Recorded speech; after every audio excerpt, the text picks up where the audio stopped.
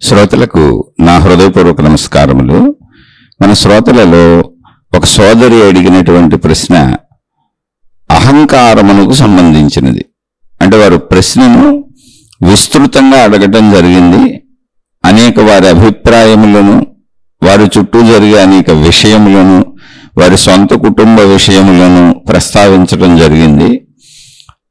అవన్నీ మనకు అనవసరం కనుక టోటల్గా ఇక్కడ మొత్తం ఆ విషయాన్ని ఒక ప్రశ్నగా తీసుకుంటే అహంకారము అనే దాని గురించి మనం వివరించుకోవాలి. మనిషి అహంకారము అంటే నేను అనేటువంటి ఒక భావన, అంటే ఈ శరీరము నేను అనేటువంటి ఒక భావన, అహం నేను, ఒక పరిమిత భావన. ఈ శరీరము నేనే, దాన్ని అహం అంటారు. మామూలుగా నేను, అహం అనేది సంస్కృత పదము. అహంకారము అన్నప్పుడు వాడుక భాషలో అది గర్వముగా, పొగరుగా, అనేక చిత్ర విచిత్రమైనటువంటి చెడు పనులు చేయటానికి ఉపయోగపడేదిగా, అంటే ఒక మూర్ఖతగా, ఒక మూఢత్వంగా, అజ్ఞానముగా ప్రవర్తించేది అహంకారం. ఉదాహరణకు దుర్యోధనుని యొక్క ప్రవర్తన అహంకారము, అందులో కపటత్వం ఉంటుంది. ఇప్పుడు దుర్యోధనుడు తండ్రి అయినటువంటి ధృతరాష్ట్రుడు ఉన్నాడు. ఆయన గుడ్డివాడు, అంటే స్వతహాగా తాను ఏమీ చేయలేడు, కానీ అన్నీ నాకే కావాలి. అంటే అతని సోదరుడైనటువంటి పాండురాజుకు కురువంశ రాజ్య సింహాసనమునిస్తారు. చిన్నవాడు పాండురాజు, పెద్దవాడు ధృతరాష్ట్రుడు. అతనికి రావాలది. అతనికి రావలసినటువంటి రాజ్యమును పాండురాజుకి ఇస్తారు. అంటే ఈ ఇతిహాసములు మనకు ఎందుకు ఇచ్చారు అంటే ఇవి మన ఇళ్లలో జరుగుతూ ఉంటాయి. ఇలాగే ఉంటాం మనం. మీరు ఎవరో ధృతరాష్ట్రుడు, ఎవరో పాండురాజు అనుకోబాకండి. ఈ పాత్రలన్నింటిలో మనం ఉంటాం. అందులో ఎక్కడ మన పాత్ర ఉందో, మన బుద్ధి ఉందో కనిపెట్టుకోవాలి మనమే.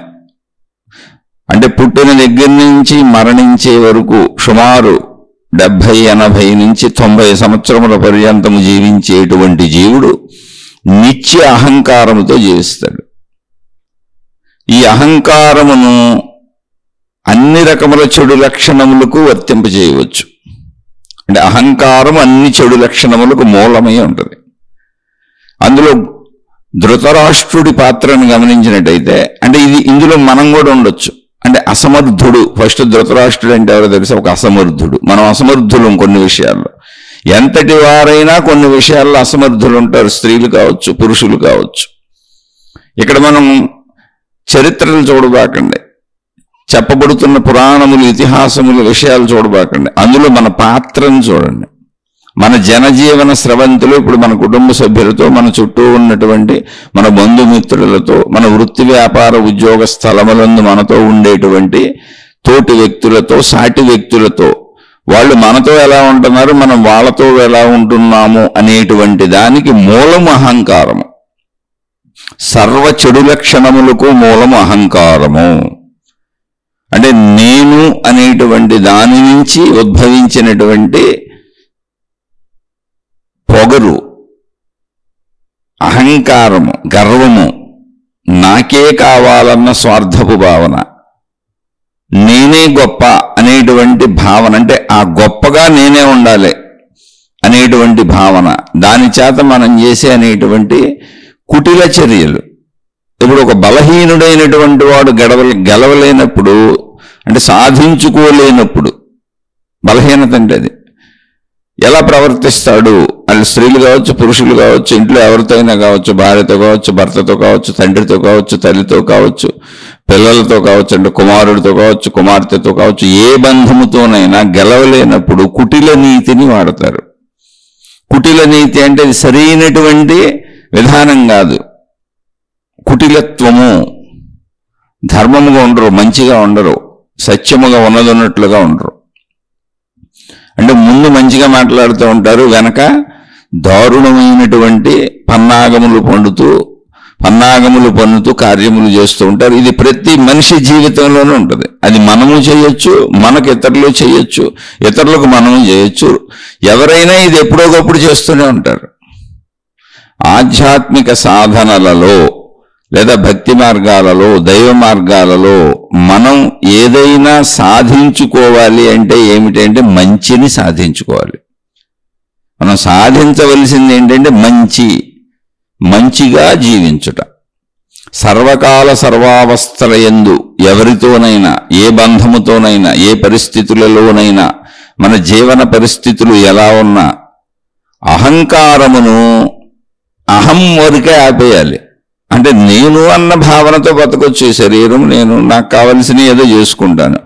కానీ అది అహంకారముగా, పొగరుగా, ఈర్ష్యగా, అసూయగా, స్వార్థముగా, ద్వేషముగా, నేను మాత్రమే అనేటువంటి భావనగా, నేను మాత్రమే, నాకు మాత్రమే అనేటువంటి ఒక అతి భయంకరమైన పరిమిత అజ్ఞానముగా గడ్డకట్టిపోయినప్పుడు అది అహంకారం. అది చాలా ప్రమాదము. అయితే అది అందరిలో ఉంటుంది. దాన్ని పోగొట్టుకోవడానికి సాధన అంటే అది. దాన్ని పోగొట్టుకునే ప్రయత్నం చేయాలి.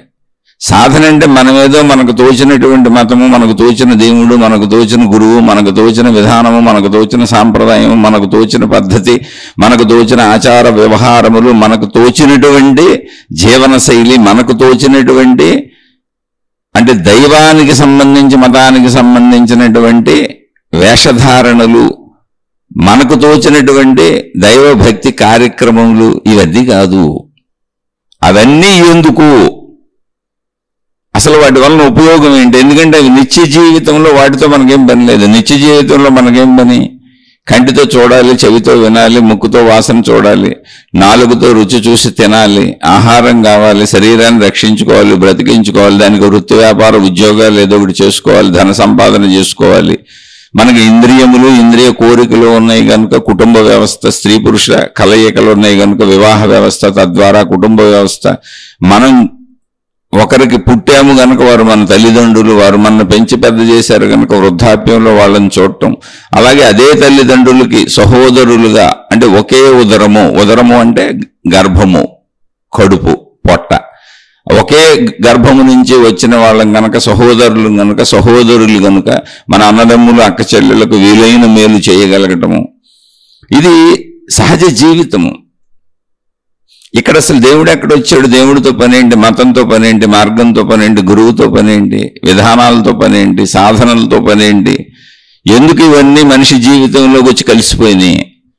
మనిషి జీవితంలో ఒక చెయ్యి ఉంది, ఒక కాలు ఉంది, అన్నున్నాడు, తమ్ముడు ఉన్నాడు. మనిషి జీవితంలో శరీరం ఉంది, ఆ శరీరంలో అన్ని అవయవాలు ఉన్నాయి. మనిషికి ఆహార పదార్థాలు అవసరం, వస్త్రాలు అవసరం, పంచభూతాలు అవసరం.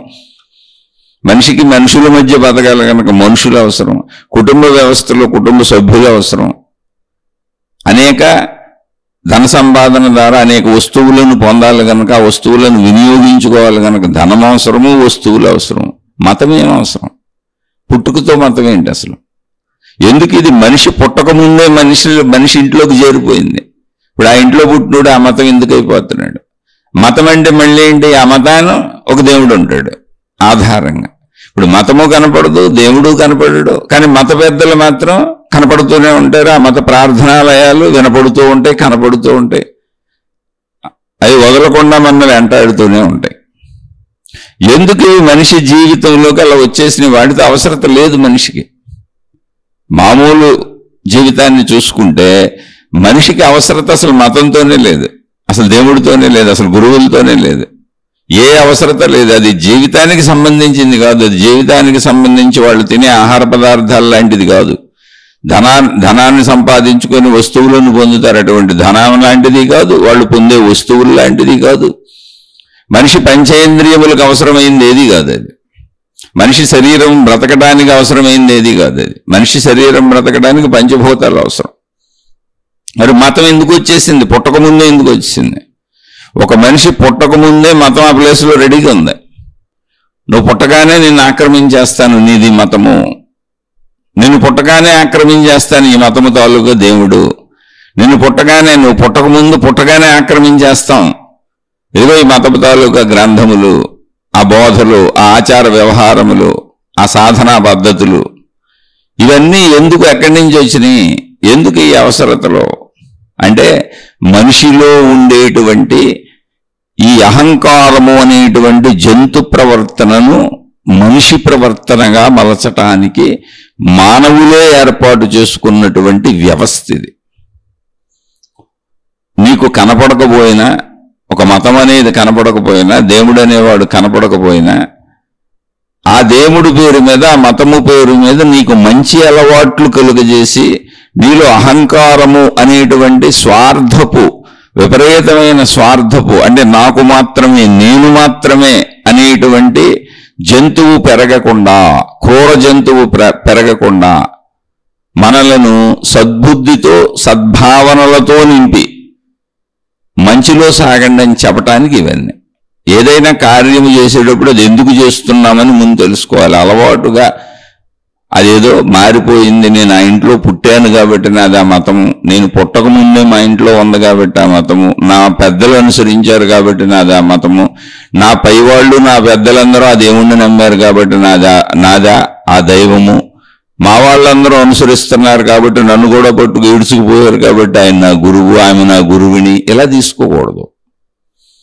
పర్పస్ ఆఫ్ లైఫ్, జీవితము యొక్క ఉద్దేశ్యం ఏమిటి, ఈ మతము యొక్క ఉద్దేశ్యం ఏమిటి, ఈ దేవుడి యొక్క ఉద్దేశ్యం ఏమిటి, నేను అసలు ఈ మతాన్ని అనుసరించడం వలన, ఈ దేవుణ్ణి అనుసరించడం వలన, ఈ గురువుని అనుసరించడం వలన, ఈ మాతాజీని అనుసరించడం వలన, ఈ జ్ఞానబోధులు అనుసరించడం వలన, ఆ ఆచార సాంప్రదాయములు పాటించటం వలన, అటువంటి వేషధారణలు వేసుకోవటం వలన ఉపయోగము ఏమిటి? మామూలు బట్టలు కట్టుకుంటున్నాం అనుకోండి, ఉపయోగం ఏంటి? శరీరమును రక్షించుకొనుట, శరీరమును కాపాడుకొనుట, ఇది మామూలుగా. ఇంకా చెబితే మనం అవమానము అనేది ఒకటి ఉంది కనుక శరీరమును చక్కగా బట్టలతో, వస్త్రములతో దాన్ని అందముగా అలంకరించుకుంటున్నాం. మొత్తముగా శరీర రక్షణ, ఇది బట్టల ఉపయోగం. ఇప్పుడు అక్కడ రకరకాల రంగుల బట్టలు వేసుకుని మాది మతమని, మాది మార్గమని, మాది విధానమని బయటికి ప్రకటింపచేసుకోవడంలో ఏంటి లాభము అన్నప్పుడు అక్కడ లాభం లేదు. ఎందుకనంటే ఏ లాభము ఎందుకు లేదు వాటి వల్ల అంటే, వాటి ఉద్దేశం ఆ బట్టలు కూడా శరీరాన్ని కప్పుకోవటానికి, వాళ్ళు వేసుకుంది కూడా శరీరాన్ని కప్పుకోవటానికి. కాకపోతే ఒక మత చిహ్నాలుగా కొన్ని పెట్టుకున్నారు, బట్టలు కావచ్చు, రంగులు కావచ్చు, బొట్లు కావచ్చు, వేషధారణలు కావచ్చు. ఏదైనా ఇది ఎందుకు అని ప్రశ్నించాలి. ప్రశ్నించి దాని నుంచి సమాధానం పొంది అప్పుడు ఆ సమాధానము సరి అయినదైతే దాన్నే అనుసరించాలి. అక్కడ అప్పుడు మూర్ఖత, మూఢత ఉండదు, అజ్ఞానము ఉండదు. లేకపోతే అదే అహంకారమై కూర్చుంటుంది. ఎవరికైనా సరే, ఎంతటి వారికైనా సరే, ఎంతటి వారికైనా సరే, ఎంతటి స్థితిలో ఉన్న వారికైనా సరే, ఆలోచించకుండా పనిచేస్తే అహంకారం అనే క్రూర జంతువు మనలో ప్రవేశిస్తుంది. అది తన విజృంభణను కొనసాగిస్తే సర్వనాశనము, సర్వభ్రష్టత్వము కలుగుతుంది. ఇంకా దానికి కొలతలు లేనంత దూరం వెళ్ళిపోద్ది. ఇంకా ఆ ప్రవృత్తి ఎంత దూరం వెళ్తుంది అంటే దాన్ని రాక్షసత్వము అని చెప్పారు. అంటే జంతువుల్లో అయితే క్రూర జంతువులని సూరుకున్నాం, కానీ మనుషులు జంతువుల కంటే దారుణంగా ప్రవర్తిస్తున్నప్పుడు, జంతువుల వలె ప్రవర్తిస్తున్నప్పుడు ఏం చేయాలి? రాక్షసులు అన్నారు. అంటే జంతువుల కంటే అధికమైనటువంటి దారుణమైన స్వభావం గలవాళ్ళు, చెడ్డవాళ్ళు, నీచులు, నీచాతి నీచులు, రాక్షసులు, మనుషులే వాళ్ళు. అక్కడ దాకా మనం పట్టుకెళ్ళేది ఏంటంటే మనలో ఉన్న అహంకారము. అందువలన మతము వలన ఉపయోగం ఏంటి అంటే, ఉపయోగం లేదు. మంచినీళ్ళ వలన ఉపయోగం, దాహం తీరుతుంది. ఆహార పదార్థం వలన ఉపయోగం ఉంది. దేవుళ్ళ వలన ఉపయోగం ఏంటి అంటే, అసలు దేవుళ్ళు కనపడితే కదా ఉపయోగం. అక్కడ దేవుళ్ళు కనపడరు, దేవతలు కనపడరు, మనం పెట్టుకున్నవి అవన్నీ. ఆహార పదార్థముల వలన ఉపయోగం ఉంది ఏంటంటే, ఆకలి తీరి మన బ్రతికిస్తుంది రోజు. మరి దేవుళ్ళ వలన ఉపయోగం ఏంటి? జ్ఞాన గ్రంథముల వలన ఉపయోగం ఏంటి అంటే, అందులో విషయాన్ని నువ్వు విని మంచి నేర్చుకుంటే ఉపయోగమే, లేకపోతే దానివల్ల ఏం ఉపయోగం లేదు. అంటే ఇప్పుడు ఎలా ఉంటుందంటే, కొందరు ఆచారపూర్వకంగా రోజు ఇంత చదవాలి, రోజు ఇంత చేయాలి, ఇదిగో ఇంత పారాయణ చేసుకోవాలి, లేకపోతే ఇదిగో ఈ పేజీ చదువుకోవాలి, రోజు ఈ ప్రేయర్స్ చేయాలి, ప్రార్థనలు చేయాలి. యాంత్రిక చర్య అయినప్పుడు దానివల్ల ఉపయోగం లేదు. అహంకారమును ఎప్పటికీ మంచి మార్గములో ఉంచటానికి మతములు, మార్గములు, గురువులు, దేవుళ్ళు, విధానములు. అంతే తప్ప నువ్వు ఆచార సాంప్రదాయములను యాంత్రికముగా పాటించి నా మతం గొప్పదని వాదోపవాదములు చేసేది అహంకారమే. మళ్ళీ అది రాక్షసత్వానికి దారితీసి మతముల పేరు మీద యుద్ధములు జరుగుతున్నాయి. మళ్ళీ ఇది రాక్షసత్వం అయిపోయింది. అహంకారం చేసే పనేది.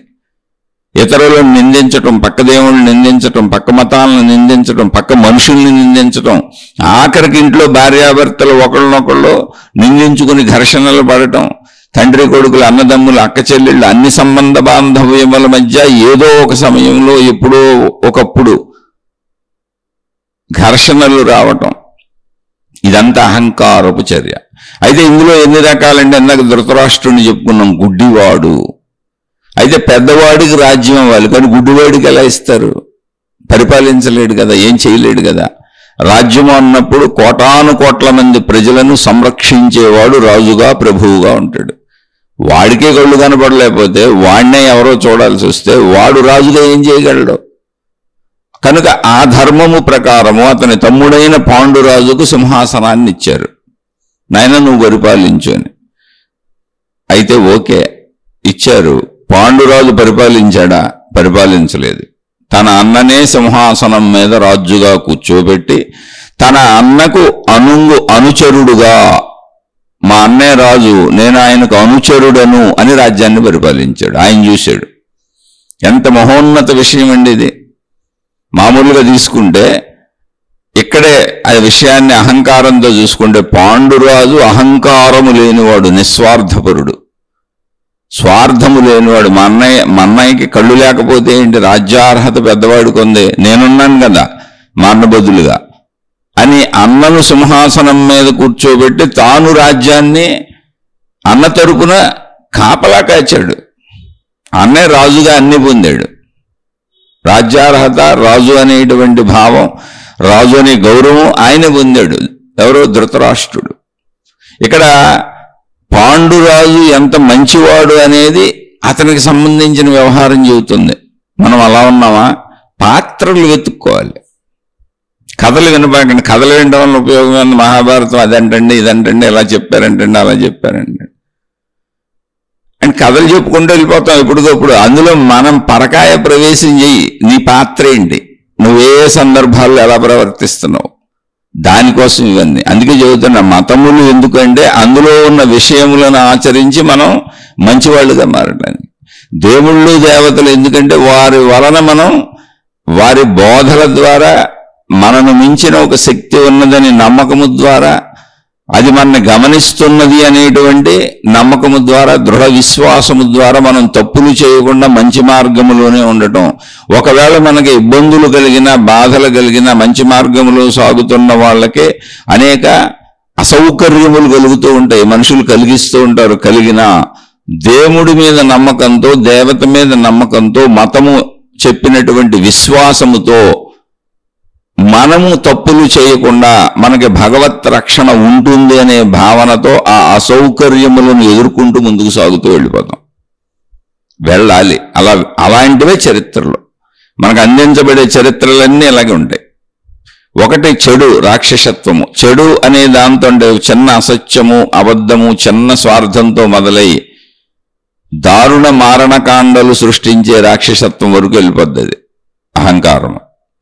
అదే అహంకారమును సద్బుద్ధితో నింపితే, మంచితో నింపితే, చిన్న మేలు చేయటం, ఎదుటి వాళ్ళకి చిన్న సౌకర్యము కల్పించటం, ఎదుటి వాళ్ళ కోసం నన్ను నేను తగ్గించుకోవటం, ఎదుటి వాళ్ళకి మేలు చేయడానికి నన్ను నేను తగ్గించుకోవటం అనేటువంటి చిన్న విషయంతో మొదలై ఒక వినయము, నమ్రత, విధేయత, గౌరవము అనేటువంటి చిన్న చిన్న విషయాలతో మొదలై త్యాగము అనేటువంటి మహోన్నత విషయం వరకు వెళ్ళిపోద్ది. ఇక త్యాగములో ఎంత త్యాగం చేస్తారు అన్నదానికి అంతు లేనంత దూరం వెళ్ళిపోద్ది. అందులో వీలైన విషయాలన్నీ చెప్పుకుందాం. మనం ఎక్కడున్నాం, ఏ ప్రదేశంలో ఉన్నాం, మన క్యారెక్టర్ ఎలా ఉందో వెతుక్కొని దాన్ని సరి చేసుకోవడానికి ఇదంతా ఉపయోగపడుతుంది. అందుకని ఏ గ్రంథాలు విన్నా, పురాణాలు విన్నా, ఇతిహాసాలు విన్నా, ఏ మతంలో ఏ గ్రంథాలు విన్నా అసలు వాటి ఉపయోగము ఏమిటి ముందది ప్రశ్నేసుకో. ఎందుకు నేను మతాన్ని అనుసరించాలి, ఎందుకు నేను దేవుణ్ణి అనుసరించాలి, ఆరాధించాలి, ప్రార్థించాలి, ఎందుకు నేను గురువులను అనుసరించాలి, ఎందుకు నేను మాతాజీలను అనుసరించాలి, ఎందుకు నేను ఆచార వ్యవహార సాంప్రదాయములు పద్ధతులు పాటించాలి అంటే నాలో ఉన్న అహంకారం అనేటువంటి దాన్ని జంతు ప్రవృత్తిగా, రాక్షస ప్రవృత్తిగా మారకుండా త్యాగ ప్రవృత్తిగా, మంచి ప్రవృత్తిగా, నిస్వార్థ ప్రవృత్తిగా మార్చుకోవటానికి మాత్రమే. లేకపోతే అవి నా జీవితంలో ఏమీ ఉపయోగం లేదు. ఆ పేర్ల మీద కూడా నేను రాక్షసుడిని అయిపోతాను. మతం పేరు మీద కొట్టుకు చచ్చే వాళ్ళందరూ రాక్షసులే, మతోన్మాదులు అంటారు వీళ్ళని. మతం అనే ఉన్మాదం పట్టింది, పిచ్చి పట్టింది వాళ్ళకి. దైవోన్మాదులు, నా దేవుడే కరెక్ట్, నీ దేవుడు కరెక్ట్ కాదని ఇతర దేవుళ్ళ దేవతల యొక్క ఆలయాలు, ప్రార్థనాలయాలు విధ్వంసం చేసి దానికి సంబంధించిన వాళ్ళని ఎంతో మందిని చంపేసుకుంటున్నారు ఒకళ్ళనొకళ్ళు. ఎక్కడ బలం ఉంటే అక్కడ, ఎక్కడ సాగితే అక్కడ. ఇదెంత దారుణం చూడండి, రాక్షసత్వం కదా అది. అది కేవలం అసలు అక్కడ మతము లేదు, దేవుడు లేడు, దేవత లేదు. కేవలము నీకు సద్బుద్ధిని ఏర్పడటానికి మహనీయులు, మహాత్ములు ఏర్పాటు చేసినటువంటి అద్భుతమైన విశ్వశక్తి వ్యవస్థది. విశ్వశక్తినే, సృష్టి శక్తినే, ప్రకృతి శక్తినే, ఏ శక్తి మనకు సృష్టికి ఆధారముగా ఉన్నదో, మనలో ప్రాణశక్తిగా, సృష్టిలో సృష్టి శక్తిగా, విశ్వంలో అనంత ఆత్మశక్తిగా విరాజిల్లుతున్నదో ఆ శక్తిని నీకు శక్తి అంటే తెలియటం లేదు గనుక నాయన సర్వమునకు ఆధారమైనటువంటి శక్తి ఉన్నది అని నీకు తెలియజేయడానికి ఆ శక్తిని దేవుడుగా, దేవతగా నీకు అందించారు. అలా అందించబడిన అనేక వ్యవస్థలు మతములుగా రూపొందాయి. అక్కడ నువ్వు పాటించవలసినటువంటి నియమములు, పద్ధతులు చెప్పారు, గ్రహించవలసిన విషయములు చెప్పారు. నువ్వు ఆచరించవలసినవి ఉన్నవి, గ్రహించవలసినవి ఉన్నవి. తద్వారా నీవు సద్బుద్ధిని పెంచుకొని నీలో అహంకారమును జంతువుగా మారకుండా మనిషిగా మానవత్వాన్ని పెంచుకుంటూ త్యాగముతో దైవత్వం వరకు నువ్వు ప్రయాణించేలా, నీలో ఉన్న నీ తత్వమును తెలుసుకోవటానికి, నేను అనంత ఆత్మశక్తిని తెలుసుకోవటానికి అనువుగా దైవత్వ స్థాయి నుండి అనంత ఆత్మశక్తి స్థాయి వరకు నువ్వు ప్రయాణించేలా. అంటే ముందు మనిషిగా, జంతువు కాకుండా జంతు ప్రవర్తనని వదిలేసి, క్రూరత్వాన్ని వదిలేసి, అహంకారమును జంతువుగా, రాక్షసత్వంగా రాక్షసుడి వైపు వెళ్ళనివ్వకుండా మనిషిగా మానవత్వం వైపు ప్రయాణింపజేసి, మానవత్వం నుంచి త్యాగముతో, నిస్వార్థముతో, పరోపకారముతో దైవత్వం వరకు తీసుకొచ్చి, దైవత్వము నుండి నిన్ను నీ అనంత ఆత్మతత్వం వరకు, ఆ విశ్వశక్తి వరకు, ప్రకృతి శక్తి వరకు, సృష్టి శక్తి వరకు, నీలోనే ఉన్న నీ ప్రాణశక్తి వరకు, అనంత ఆత్మశక్తి వరకు నడిపించడానికి ఏర్పాటు చేయబడిన వ్యవస్థది. చిట్ట చివరకు నువ్వు నిన్నే తెలుసుకుంటావు. ఎలా? దైవత్వముగా, అనంత ఆత్మతత్వముగా, సద్బుద్ధితో, త్యాగముగా, మంచిగా, మంచితో. అలా ఉపయోగించుకుంటే అహంకారం అలా వెళుతుంది. మతాలు, మార్గాలు, గురువులు ఇవన్నీ ఉపయోగించుకున్నప్పుడు జరిగేది అది. అనంత మంచితో వెళ్ళి ఆ మంచిలో మిగిలిపోతావు, మంచిగా మిగిలిపోతావు, శాశ్వతంగా మిగిలిపోతావు, అనంత ఆత్మశక్తిగా మిగిలిపోతావు. అలా మలుచుకున్నప్పుడు అది రాక్షసత్వముగా మారిపోద్ది, జంతుతత్వముగా మారిపోద్ది. దాన్ని జాగ్రత్తగా గమనించాలి. అది చిన్న చిన్న చిన్న చిన్న విషయాలు అన్నింటిలోంచి మన ప్రవర్తనల్లో, మన మాటల్లో, మన చేష్టల్లో ఉంటుంది.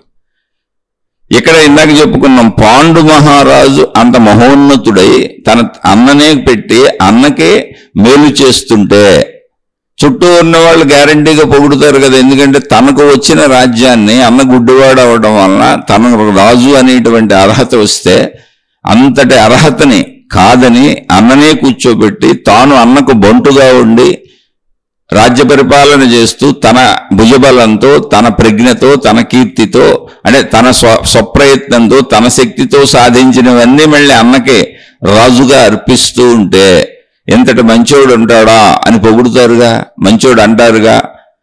అలా తన తమ్ముణ్ణి పొగడటాన్ని భరించలేనటువంటి తనం ధృతరాష్ట్రుల్లో ఉంది. అది గుడ్డితనం. అంటే ఒక మంచితనాన్ని గుర్తించలేని గుడ్డితనం. ఒక నిజమైనటువంటి ప్రేమ భావాన్ని గుర్తించలేని గుడ్డితనం. అన్న పట్ల నిజమైన ప్రేమ ఉంది, దాన్ని గుర్తించలేని గుడ్డితనం. గుర్తించలేక ఈర్ష్యను పెంచుకున్నాడు, అసూయను పెంచుకున్నాడు, ద్వేషాన్ని పెంచుకున్నాడు. కానీ కపటత్వంతో పైకి మాత్రం గుడ్డివాడు గనుక, అంటే నిస్సహాయులు, అసహాయులు, శక్తిహీనులు, గెలవలేని వాళ్ళు, సమర్థత లేని వాళ్ళు ఇలా ప్రవర్తిస్తారు. అక్కడ గుడ్డితనం అంటే అది బలహీనత. నిజంగా గుడ్డోళ్ళం కాదు, మనం గుడ్డోళ్ళం కాదుగా, కానీ మనం గెలవలేని చోట అలా ప్రవర్తిస్తాం. కపటత్వంతో పైకి పొగుడుతూ లోపల కుటిల పన్నాగాలు పొందుతూ ఉంటారు. వాళ్ళని ఎలా అయినా దెబ్బ కొట్టాలని ఈర్ష్య, అసూయ. వాళ్ళు ఎంత మంచి పేరు సంపాదించుకుంటుంటే అంత అసూయ. కానీ ఆ మంచి పేరు మాత్రమే పాండురాజుకు వచ్చింది, కానీ మొత్తం రాజ్యం ధృతరాష్ట్రుడిదే. పాండురాజు సంపాదిస్తున్నటువంటి సమస్తము ధృతరాష్ట్రుడికే చెందుతున్నాయి. అయినా కూడా నాకే మేలు చేస్తున్నా కూడా, నన్నే రాజుని చేసినా కూడా, నాకంటే ఎక్కువ పేరు ప్రతిష్టలు సంపాదిస్తున్నావు గనుక నిన్ను నేను భరించలేను, నిన్ను అందరూ పొగుడుతున్నారు గనుక నువ్వు నా దగ్గర ఉండొద్దు, నువ్వు నాశనం అయిపోవాలి. ఆహాహా, మానవ మనసు మనస్తత్వం ఎంత దారుణంగా ఉంటుందో చూసుకోండి ఒకసారి. నాకు మేలు చేస్తున్న వాడికి కూడా నాకంటే ఎక్కువ పేరు వస్తే భరించలేను. ఈ దారుణం చూడండి. అలా ఇక్కడ అన్నదమ్ములు ఎవరో ధృతరాష్ట్రుడు, పాండురాజు. అదే భావంతో ధృతరాష్ట్రుడు కుమారుడైన దుర్యోధనుడు, ఇతర కుమారులు 100 మంది. మేము దుర్యోధనుడి పేరు చెబుతారంటే అందరూ అంతే. ఎందుకని అదే తండ్రి నూరు పోసినటువంటి భావాలతో పెరిగిన వాళ్ళు. పాండురాజు కుమారులైన పాండవుల మీద ఎప్పుడు ఈర్ష్యసూలు పెట్టుకున్నారో నాశనం చేద్దామని మొదటి నుంచి ప్రయత్నిస్తూనే ఉన్నారు. మహాభారతం మొత్తం ఇలాగ నడుస్తుంది. ఎంత దూరం నడిచింది, ఎన్ని సంవత్సరాలు నడిచింది అంటే, ధృతరాష్ట్రుడితో మొదలైనటువంటి ఆ కుటిలత్వం, కపటత్వం, పైకి మంచి వాళ్ళలా నటించే కుటిలత్వం, కపటత్వం తరములకు తరములు, సంవత్సరాలు సాగుతూ మహాభారత యుద్ధం జరిగింది. అంటే ఒక జనరేషన్ మారిపోయి రెండో జనరేషన్లోకి వచ్చి వాళ్ళు పెద్దవాళ్ళయ్యి మహాద్భుత యుద్ధం చేసుకుని సుమారు 66,50,00,000 మంది చనిపోయేంత వినాశనం సృష్టింపబడింది. ధృతరాష్ట్రుడి నుంచి అతని కుమారులైన దుర్యోధనాదులకు అందినటువంటి ఈర్ష్య, అసూయ, ద్వేషములు, కపటత్వము, కుటిలత్వము, అన్నదమ్ములు బిడ్డలే. ఎలా ఉంటుందో చూడండి. ఇంకా అందులో ఎన్ని నేరాలు, ఎన్ని ఘోరాలు, ఎన్ని అవమానాలు, ఎన్ని జరగాలో అన్ని జరిగినాయి, అన్ని చేశారు. ఎక్కడ కుదిరితే అక్కడ చేశారు. కానీ ఆఖరికి ఏం జరిగింది అంటే, ధృతరాష్ట్రుడు బతికే ఉన్నాడు, గాంధారి ఆయన భార్య బతికే ఉంది. కానీ వారికి సంబంధించిన 100 సంతానము చనిపోయారు యుద్ధంలో. వారిని సమర్థించిన కోటాను కోట్ల మంది చనిపోయారు. ఇంతకీ విచిత్రమైన విషయం ఏంటి ప్రపంచంలో? చాలా విచిత్రంగా ఉంటుంది ప్రపంచ పోకడ. ఏంటి అంటే, దుర్యోధనుడు అన్యాయముగా పాండవుల రాజ్యమును లాక్కున్నాడు మాయాజోదములో. అయినా వాళ్ళు అంగీకరించారు. జోద నియమము ప్రకారము 12 సంవత్సరములు వనవాసము, 1 సంవత్సరం అజ్ఞాతవాసము చేసి వచ్చారు. ఇప్పుడు వాళ్ళ రాజ్యం వాళ్ళకి ఇచ్చేయాలి, ఇది ధర్మము. వాళ్ళు పెట్టుకున్న రూల్స్ అయ్యి. కానీ అప్పుడు రాజ్యాన్ని తిరిగివనన్నాడు. రాజ్యం అతని చేతిలోనే ఉంది, 13 ఏళ్ళు అతనే పరిపాలిస్తున్నాడు. తిరిగి ఇవ్వను, సూది మొన మోపినంత కూడా ఇవ్వను, మీ దిక్కున చోట చెప్పుకోండి అన్నాడు. అంటే అధికార బలం తన సొంత వాళ్లపైనే, సొంత అన్నదమ్ములపైనే. ఎక్కడి నుంచి వచ్చింది ఈ దుర్బుద్ధి? తన తండ్రి నుంచి వచ్చింది. అంటే తల్లిదండ్రులే పిల్లలకు దుర్బుద్ధులు నేర్పుతారు. గమనించండి. ఇంకా మీ తల్లిదండ్రులు అలాంటి వాళ్ళు అయితే ఆ మాటలు వినబాకండి. మంచి మాత్రమే తీసుకోవాలి. అది మతములో అయినా, దేవుడి దగ్గరైనా, గురువు దగ్గరైనా, మాతాజీ దగ్గరైనా, జ్ఞాన గ్రంథాల్లోనైనా, తల్లిదండ్రుల దగ్గరైనా, ఎక్కడైనా, ఎవరి దగ్గరైనా. లేకపోతే ఏమవుతుంది? సర్వ వినాశనం నాకే జరుగుతుంది. ఇప్పుడు ఈ దుర్బుద్ధిని నూరిపోసింది ఎవరో?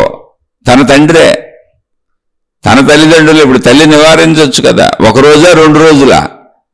సంవత్సరాల కాలం సాగిన దుర్బుద్ధి అది. సుమారుగా 100 సంవత్సరాలు వేసుకోండి. ఒక జనరేషన్ వెళ్ళిపోయింది.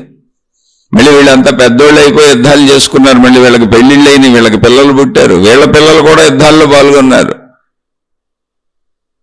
ఇప్పుడు అర్జునుడు కొడుకు అభిమన్యుడు పాల్గొన్నాడు. మళ్ళీ వీళ్ళ పిల్లలు కూడా పాల్గొన్నారు. అంత దూరం వెళ్ళిన యుద్ధాలు అవి.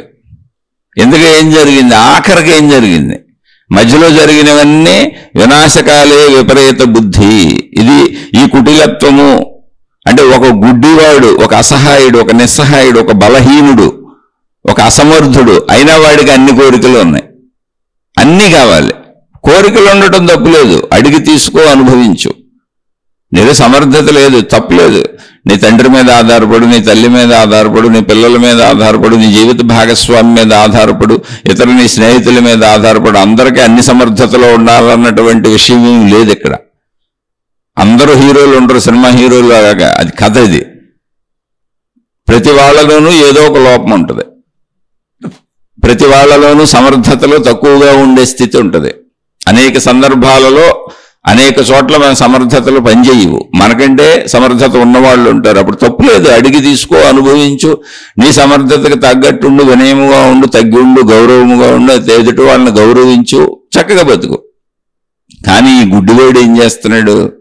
సమర్థత లేకపోయినా పైకి మాత్రం గౌరవంగా, వినయముగా, ప్రేమగా ఉన్నట్టు నటిస్తూ వాళ్ళ వంశమును వాళ్ళనే నాశనం చేయాలని చూస్తున్నాడు. నాశనం చేసి నువ్వేం చేస్తావు? గుడ్డోడు కదా. అందుకని అప్పుడు మౌనంగా ఉన్నాడు, ఏం చేయలేకపోయాడు. గుడ్డోడు కదా, మళ్ళీ రాజ్యము చేయలేడు ఇప్పుడు, ఒకళ్ళ నాశనం చేసేసిన. అందుకని తన కుమారులు పుట్టినాక కుమారులకు కలిగించాడు ఇది ఆ భావన. అదే భావనతో పుట్టిన వాళ్ళు, అదే భావనతో పెరిగిన వాళ్ళు, అదే జీన్స్తో పెరిగిన వాళ్ళు, అదే మాటలు వింటూ పెరిగిన వాళ్ళు అలాగే పెరుగుతారు. ఇప్పుడు ఆ కుమారులు గుడ్డివాళ్ళు కాదు, వాళ్ళు చక్కగా రాజ్యాన్ని చేసుకోగలరు, పొందగలరు. అందుకని నేను పొందలేకపోయిన, నేను చేయలేకపోయింది అంతా నా కుమారులు పొందాలి అని వాళ్ళని అలాగే పెంచాడు. చూడండి, ఇది ఎంత దౌర్భాగ్యం. ఈ దౌర్భాగ్యం మనలో కూడా ఎలా ఉంటుందంటే ఇంత ఎత్తులో ఉండదు. కానీ ఎప్పుడో చిన్నప్పుడు పాపం నేను చదువుకుంటున్నప్పుడు డాక్టర్ అవ్వాలనుకుంటాడు. పరిస్థితుల రీత్యా డాక్టర్ అవ్వలేకపోవటమో, డబ్బులు సమకూరకపోవటమో, అంత చదవలేకపోవటమో, చదువు కుదరకపోవటమో. ఇప్పుడు ఎలా అయినా సరే నా పిల్లల్లో డాక్టర్ చేయాలంటాడు, ఐఏఎస్ చేయాలంటాడు, ఐపీఎస్ చేయాలంటాడు. నా కళలన్నీ నా పిల్లల ద్వారా నెరవేర్చుకుంటానంటాడు. బుర్ర ఉందా, బుద్ధి ఉందా? తల్లి అయినా తండ్రి అయినా నీ కళలు వాళ్ళ ద్వారా నెరవేర్చుకోవటం ఏంటి? వాళ్ళు ఒక స్వతంత్ర జీవులు. ఒకవేళ నీకున్న కళ వాళ్ళకు కూడా కళ అయితే తప్పులేదు. చక్కగా వాళ్ళకి ఇష్టమైతే ఆనందించు, ఆనందపడు, నెరవేర్చుకో, ఆనందపడు, అందులో తప్పులేదు. కానీ వాళ్ళ మీద రుద్దుతూ ఉంటారు చాలామంది. అలా మా సొంత కుటుంబ సభ్యులే ఉన్నారు బోళ్ళు మంది. అసలు చుట్టూ ఉన్న వాళ్ళందరూ అలాగే ఉంటారు, పిల్లల మీద రుద్దుతారు. ఇది చదువు, అది చదువు, ఇలా చదువు, అలా చదువు, ఇది చెయ్యి, అది చెయ్యి, ఇలా ఉండు, అలా ఉండు, ఇలా ఉండకో. నిరంతరం పిల్లల్ని కట్టుబాట్లలో పెట్టడం, నిరంతరం వాళ్ళని ఒక పంజరంలో చిలకలాగా దానికి రక్షణ అని పేరు పెట్టడం, మంచి అని పేరు పెట్టడం, మనం చెప్పబోతే ఎలాగని పేరు పెట్టడం, అలా పేరు పెట్టి జైల్లో ఖైదీల్లాగా పిల్లల్ని పెంచడం ప్రేమ అనుకుంటున్నారు. కానే కాదు. ఇది మన వరకు వచ్చినప్పుడు దాన్ని చిన్న ప్రవృత్తిగా తీసుకోవచ్చు. ధృతరాష్ట్రుడు, దుర్యోధనుడు అంత పెద్ద ప్రవృత్తిగా తీసుకోక్కర్లేదు. ఎందుకంటే మనకు రాజ్యాలు లేవుగా, అసలు మనం రాజులమే కాదుగా. కాబట్టి మన ఇంటి వరకు దాన్ని తీసుకున్నప్పుడు మనం ఇప్పుడు మనలో ఉన్న ధృతరాష్ట్ర బుద్ధి ఏంటి, దుర్యోధన బుద్ధి ఏంటి అంటే మన వాళ్ళతో మనం ఎలా ఉంటున్నాం అంతే. దాన్ని అక్కడ పోల్చుకోవాలి. జ్ఞానం అంటే అది. అంతే తప్ప దాన్ని కథలాగా తీసుకొని అబ్బాయి మనకు రాజ్యాలు లేవని వదిలేసి అలా ఉంటారులేండే, నేనేం చేయట్లేదు అనుకుంటే కాదు. నువ్వు ఎలా ఉన్నావు చూడు. నువ్వు నీ పిల్లలతో అలా ఉన్నా, నీ కుటుంబ సభ్యులతో అలా ఉన్నా, ఎవరి మీద నువ్వు అలా పెత్తనాలు చేస్తున్నా, అదంతా ధృతరాష్ట్ర బుద్ధి, దుర్యోధన బుద్ధే. ఇక్కడ ఎవరికీ ఎవడి మీద పెత్తనం చేసే అధికారమే లేదు. కేవలం అందరూ ఒకరితో ఒకరు మైత్రిగా మాత్రమే ఉండేటువంటి విధానం మానవ ప్రవృత్తి. కేవలం మైత్రిగా ఉండాలి, స్నేహంగా ఉండాలి, ఒకరికొకరు ఇచ్చిపుచ్చుకోవాలి. తక్కువ లేవు, ఎక్కువ లేవు. అది జాగ్రత్తగా చూసుకోవాలి. నేను బలవంతుణ్ణి, నేను బలవంతురాల్ని, నాకు సాగుతుంది కదా, సాగించుకుంటాను అనేది జంతు ప్రవృత్తి, అహంకారం అంటే అది. చాలామంది తల్లిదండ్రులు అలా ఉంటారు. అలాంటి తల్లిదండ్రులను చూశానుకోండి, నేను అందుకని చెప్తున్నాను. ఒకవేళ మీరు అలాంటి తల్లిదండ్రులు అయితే మారిపోండి. కొంతమంది మంచి తల్లిదండ్రుల్ని పిల్లలు వాడేసుకుంటూ ఉంటారు వాళ్ళ ప్రేమని. అంటే ఎమోషనల్ బ్లాక్మెయిల్ అంటారు. ఇంట్లో అందరూ చేస్తారు ఆ పని. ఇటు నుంచి పిల్లలు చేస్తారు, అటు నుంచి జీవిత భాగస్వాములు చేస్తారు, అటు నుంచి తల్లిదండ్రులు చేస్తారు. ఎవరు అయితే ఆ ఎమోషనల్ బాండేజ్కి కట్టుబడి ఉంటారో వాళ్ళని ఎమోషనల్ బ్లాక్మెయిల్ చేస్తూ ఉంటారు రెండో వాళ్ళు. అది కూడా అహంకారములో జంతు ప్రవృత్తే. అంటే మన జీవితానికి అన్వయించుకోవటానికే తప్ప విడిగా వీటి వలన ఉపయోగం లేదు. అది మతమైనా, మార్గమైనా, దేవుడైనా, గ్రంథాలైనా, ఏవైనా నీ జీవితానికి నువ్వు అన్వయించుకునేప్పుడు ఎందుకు ఆ కథలు విని ఏంటి ఉపయోగం? అవన్నీ చదువుకొని ఏంటి ఉపయోగం? అవన్నీ పాటించి ఆచరించి ఏంటి ఉపయోగం? యాంత్రిక చర్యలు ఎందుకు? కాదు, అది యాంత్రిక చర్యలు కాదు. నీలో ఉన్నటువంటి అహంకారమునకు సరైనటువంటి దారి చూపించే దిక్సూచులవి. అవి సరైన దారి చూపించాలి, మంచి మార్గం చూపించాలి, చెడుని చూపించకూడదు. అది రాక్షసత్వం వైపు వెళ్ళిపోద్ది అహంకారం. అలా రాక్షసత్వం వైపు అహంకారాన్ని తీసుకువెళ్ళిన వాడు దుర్యోధనుడు. అతనిలో దాన్ని పెంచినవాడు అతని తండ్రే, తల్లే. ఏం జరిగింది ఆఖరికి ఇంతకు? అది ఈ ప్రపంచంలో విచిత్రం ఒకటి ఉందని చెప్పాను. అది ఎప్పుడూ చాలా అద్భుతంగా ఉంటుంది. ఆ విచిత్రాన్ని చెప్పుకుందాం. ఏంటంటే దుర్యోధనుడు అక్రమంగా వాళ్ళ రాజ్యం లాక్కున్నాడు. సరే, ఏదో మాయాజోదం ఆడారు, అయిపోయింది. కానీ తిరిగి వచ్చినాక రాజ్యం ఇచ్చేయాలి. అది ధర్మము. అది అందరికీ తెలుసు. ఎవరిని దిక్కున్న చోట చెప్పుకోమన్నాడు. అన్నప్పుడు అది యుద్ధానికి దారితీసింది. అతనే అన్నాడు, యుద్ధం చేస్తే దమ్ముంటే నన్ను గెలిచి మీరు యుద్ధం చేసి తీసుకోండి. ఎందుకని? యుద్ధం చేయడానికి వాళ్ళ దగ్గర ఏమీ లేదు. వాళ్ళు 5గురే ఉన్నారు పాండవులు. వాళ్ళ దగ్గర ఇప్పుడు రాజ్యం కూడా లేదు, సైన్యం కూడా లేదు. వాళ్ళకి ఎవరైనా బయట వాళ్ళు సహాయపడితేనే. ఇతని దగ్గర రాజ్యం ఉంది, అన్నీ ఉన్నాయి, సైనికులు ఉన్నారు. అందుకని అంటున్నాడు, యుద్ధం చేయండి మీకు దమ్ము ఉంటే, చంపేయచ్చాను నేను. ఇప్పుడు వాళ్ళు బలహీనులు 5గురే ఉన్నాళ్ళు. వాళ్ళ చేతిలో రాజ్యం లేదు, సైనికులు లేరు. కాబట్టి యుద్ధంలో వాళ్ళని చంపేద్దామని ప్లాన్ చేశారు. చూడండి, ఆ క్రూరత్వం ఎంత దూరం వెళ్ళిందంటే వాళ్ళ రాజ్యం లాక్కోవటమే కాదు, వాళ్ళని చంపేస్తే శాశ్వతంగా తనకు అడ్డం ఉండదని. అయితే ఇక్కడ విచిత్రం ఏంటంటే అది అధర్మం కదా, దుర్యోధనుడిది అధర్మం కదా. అది యుద్ధానికి దారితీసింది. వీళ్ళు యుద్ధానికి సిద్ధమయ్యారు. అనేక మంది రాజులు ధర్మమునకు మనం సహాయంగా ఉండాలి, ధర్మాన్ని రక్షించాలని పాండవుల వైపు యుద్ధం చేయడానికి అనేక మంది వచ్చారు. ఎంతమంది వచ్చారు అంటే 7 అక్షోహిణుల సైన్యం అన్నారు. అక్షోహిణి అంటే ఎంతో కొంత లేవు, నా లెక్క ఇప్పుడు మనకి ఎందుకు, కానీ 7 సంఖ్య గుర్తుపెట్టుకోండి.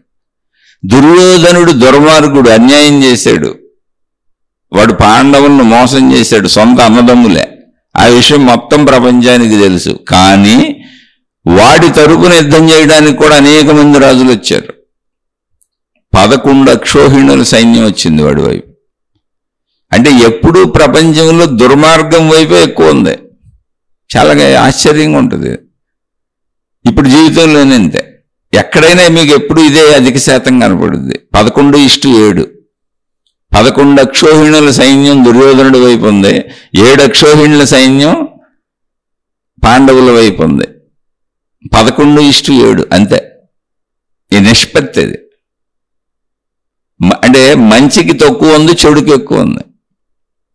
చూడండి ఏంటి అసలు ఈ దారుణం. అంటే ప్రపంచంలో ఎప్పుడు ఇదే ఉంది. ఎందుకని అంటే మనిషిలో ఉన్నటువంటి అహంకారము, అంటే నేను మాత్రమే, నాకు మాత్రమే అనేటువంటి భావన అందరిలో ఎక్కువగా పొడసూపుతుంది. దాన్ని అదుపులోకి తెచ్చుకునే వాళ్ళు తక్కువ అని. దాన్ని చెడు వైపు వెళ్ళిపోయేవాళ్ళు, దాంతో స్వార్థం వైపు వెళ్ళిపోయేవాళ్ళు, రాక్షసత్వం వైపు వెళ్ళిపోయేవాళ్ళు, మోసాలు అన్యాయాల వైపు వెళ్ళిపోయేవాళ్ళు, పెత్తనాల వైపు వెళ్ళిపోయేవాళ్ళు, అధికారాల వైపు వెళ్ళిపోయేవాళ్ళు ఎక్కువ. దీన్ని మనమే దుర్మార్గంగా రాజులు కొట్టుకున్నట్టు చూడక్కర్లా. మన ఇంట్లో చూడండి, చాలూరిని మన తండ్రి మనతో ఎలా ఉన్నాడు, పెత్తనం సాగుతుంది కదా అని మన మీద పెత్తనం చేస్తున్నాడా, అధికారం చలాయిస్తున్నాడా, ఆ పిల్లలకి హింస చూపిస్తున్నాడా, ఆ భార్యా పిల్లలు నిరంతరం ఏంటి కర్మ మాకు అనుకుంటున్నారా, వాళ్ళ మీద పెత్తనాలు చేస్తున్నాడా? అయితే ఆ రాక్షసత్వం అది మన ఇంటి వరకు వచ్చాలి. మనకి అలాంటి వాళ్ళు ఉన్నారు మన జీవితాల్లో. నా మాట వింటే ఉండాల్సిందే, నేనే సంపాదిస్తున్నాను, నేనే పెడుతున్నాను, నాకు సాగుతుంది, నాకు అధికారం ఉంది, నాకు అధికార బలం ఉంది, జనబలం ఉంది, అన్నీ నా వైపే ఉన్నాయి, ఇష్టమైతే ఉండండి లేకపోతే పోండి అనేటువంటి తల్లిదండ్రుల్ని ఎంతోమందిని చూశాను, తండ్రుల్ని ఎంతోమందిని చూశాను. చాలా దారుణ మారణకాండతో. అంటే ఇంట్లో నిరంతరం పాపం ఆ భార్యా పిల్లలు కుచించుకుపోయి బతుకుతూ ఉంటారు, పైకేం చెప్పలేరు. ఎందుకని వాడిది సాగుతుందంటే పాపం ఆ స్త్రీలకి సొంత సంపాదన ఉండదు. అలానే అందరూ అలా ఉన్నారు కానే కాదు. ఎంతో కష్టపడి తమ కుటుంబాలను పోషించుకుంటూ తమ వాళ్ళను పోషించుకుంటూ నా వాళ్ళ కోసమే నేను బతకాలని అనుకుంటూ ప్రేమ చూపిస్తూ ఉంటే అటువంటి భర్తల మీద పెత్తనాలు చేసి అటువంటి తల్లిదండ్రుల మీద పెత్తనాలు చేసి ఎమోషనల్ బ్లాక్మెయిల్ చేసేటువంటి పిల్లలు ఉన్నారు, భార్యలు ఉన్నారు, అన్నీ ఉన్నాయి. ఇక్కడ అన్నదమ్ములు ఉన్నారు, అక్క చెల్లెళ్ళు ఉన్నారు. ఇందులో మన పాత్ర ఏంటి, అది మనం ఎవరెవరో ఏంటి తెలుసుకోవటం వల్ల ఉపయోగం ఉంది మనకి. వాళ్ళు చెడ్డోళ్ళ మంచోళ్ళ వాళ్ళు ఎలాంటి వాళ్ళు తెలుసుకోవటం వల్ల ఏమన్నా ఉపయోగం ఉందా? కాదు. అందులో మన పాత్ర ఏంటి, మనం ఎక్కడున్నాం అది తెలుసుకోవటానికి మనకు పుట్టక ముందే మనం ఇంట్లోకి వచ్చి కూర్చుంది. నీకు జ్ఞానబోధ చేస్తాను, మంచి వైపు నడిపిస్తాను నీ అహంకారాన్ని. మనం పుట్టక ముందే దేవుడు మన ఇంట్లోకి వచ్చి కూర్చున్నాడు. మహాత్ములు ఏర్పాటు చేసినటువంటి వ్యవస్థది. అంటే అహంకారమునకు నేర్పే విద్య మతము. భౌతిక విద్యలన్నీ మనం బ్రతకడానికి ధన సంపాదనకు పనికొస్తాయి. కానీ అహంకారమునకు విద్య ఏంటంటే మతములు, మార్గములు, దేవుళ్ళు, గురువులు, విధానములు, సాంప్రదాయములు, ఆచారములు, పద్ధతులు అవన్నీ తెలిసి చేయాలి, యాంత్రికంగా కాదు. అందులో ఉన్నటువంటి అర్థమును పరమార్థమును వాటి అవసరతను తెలుసుకుని ఆచరించినప్పుడు అహంకారమునకు విద్య, ఆధ్యాత్మికత, భక్తి, దైవము, మతము ఏదైనా కానీ జాగ్రత్తగా తెలుసుకోవాలి ఆ విషయం. ఇలా ఎంతోమంది ఎన్నో రకాలుగా మనం ఎలా ప్రవర్తిస్తున్నామని చెక్ చేసుకోవడానికి మనకు అనేక రకములైనటువంటి విషయాలను అందించారు. అది కేవలం మనం చెక్ చేసుకోవడానికి ఎప్పటికప్పుడు నేను ఎలా ప్రవర్తిస్తున్నాను, ఈ పాత్రలలో నేను ఎలా ఉన్నాను అని. ఇక్కడ మనం ఒక చిన్న ఉదాహరణ చెప్పుకుందాం. ఏంటి చిన్న ఉదాహరణ అంటే, భృగు మహర్షి అని ఒక ఆయన ఉన్నాడు. మహర్షి అంటే ఏంటి? తపస్సులు చేస్తారు భగవంతుడి కోసం, తపోమయ జీవితాన్ని గడుపుతారు. సామాన్యంగా మనలాగా బతికే మనుషులు కాదు అసలు. వాళ్ళు సపరేట్ లైఫ్కి వెళ్ళిపోయారు. నిరంతరం తమను తాము గమనించుకుంటూ తపస్సులు చేసి భగవద్ ఆరాధన చేసి ఆ భగవంతుడిని పొందటానికి నిత్యము వాళ్ళ జీవితాన్ని అంకితం చేసి బతికితేనే వాళ్ళని మహర్షులు అంటారు. ఋషులు, మునులు, యోగులు, తపస్సంపన్నులే జనావళికి మార్గదర్శకులు. ఇన్ని బోధలు అందించింది వాళ్లే. అయితే అక్కడ కూడా అహంకారం పెరగదా? పెరిగిపోద్ది. ఎంత జాగ్రత్తగా మనం ఉండాలో ఈ భృగు మహర్షి కథ చెప్పుద్ది. అంత స్థితిలో అంటే గురువులుగా మహాత్ములుగా అయిన వాళ్ళకి అహంకారం ఉండదా? ఉంటుంది, జాగ్రత్త అని చెప్పడానికి అది. ఇప్పుడు చాలా మంది చూడండి, గురువులు మహాత్ములు రకరకాల విధానాలు, వాళ్ళ సొంత విధానాలు తయారు చేస్తున్నారు. ఆ దేవుణ్ణి ఈ దేవుణ్ణి కలగపులగం చేసేస్తారు, దాన్ని దీన్ని కలగపులగం చేసేస్తారు.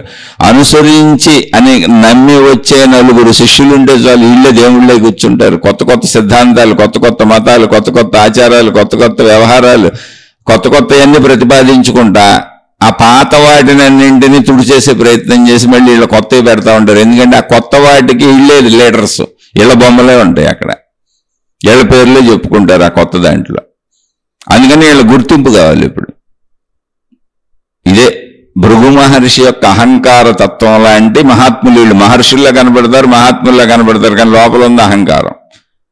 కానీ కాలం దాన్ని అణిచివేస్తుంది, అది వేరే విషయం. కాలం అన్నిటినీ అణిచివేస్తుంది. ఏముంది, ఇప్పుడు కౌరవులు అందరూ అంతమైపోయారు. ఆఖరికి మిగిలింది ఎవరంటే తన సంతానములో దుర్బుద్ధిని ఎవరైతే పెంచారో గుర్తుపెట్టుకోండి. తన సంతానములో దుర్బుద్ధిని ఎవరైతే పెంచారో వాళ్ళు తమ కళ్ళ ముందే తమ సంతాన వినాశనమును చూసి, నాశనమును చూస్తూ, దుఃఖపడుతూ, బాధపడుతూ, ప్రాణాలు పోకుండా జీవచ్ఛవములుగా అలాగే బ్రతుకుంటారు. ఇంకా అంతకంటే శిక్ష ఉంటుందా? అంతకంటే శిక్ష ఉంటుందా? గాంధారి ధృతరాష్ట్రుల కళ్ళ ముందే సమస్తము వాళ్ళ వంశం వినాశనం అయిపోయింది యుద్ధంలో. పాండవులు గెలిచారు. గెలిచిన పాండవులే మళ్ళీ దిక్కయ్యారు గాంధారి ధృతరాష్ట్రులకు.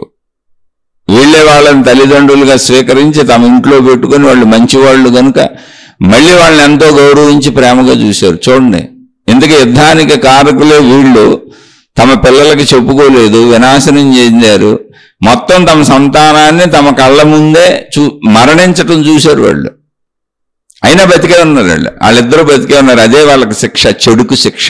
అలా మీరు గమనించండి, అనేక మంది తల్లిదండ్రులు ఇప్పుడు ఇది మన కుటుంబాలలో, అంటే ఇప్పుడు మన చుట్టూ ఉన్న కుటుంబాలలో, మన కుటుంబాల్లో అన్వయింపజేసుకుంటే తల్లిదండ్రుల యొక్క దుర్మార్గ ప్రవర్తన వలన వాళ్ళ పిల్లలు సర్వనాశనం అయిపోవటం, లేదా ఇబ్బందులు పడటం, బాధలు పడటం, కష్టాలు పడటం, కన్నీళ్లకు లోనవటం, ఈ విధంగా అన్ని రకాలుగా తమ పిల్లలు బాధలకు లోనవటం గమనిస్తూ ఆ తల్లిదండ్రులు ఎంతో దుఃఖాన్ని పొందుతూ ఉంటారు. కారణం ఏంటి అంటే, నువ్వు దుర్బుద్ధితో చేసిన కార్యముల ఫలం నీ పిల్లలు అనుభవిస్తున్నారంతే. ఎందుకని ఆ దుర్బుద్ధి యొక్క ధనంతో పెంచావు, ఆ దుర్బుద్ధి యొక్క ఫలంతో పెంచావు, ఆ దుర్బుద్ధి ద్వారా పొందిన లాభాలతో పెంచావు, ఆ దుర్బుద్ధిని నీ లాభాలకు, స్వయం లాభాలకు ఉపయోగించుకున్నావు. నీ పిల్లలకు లాభాలు కలగాలనే ఉద్దేశంతో ఇతరులను నాశనం చేసే ప్రయత్నం చేసావు. దుర్బుద్ధి అంతే, అంతేగా.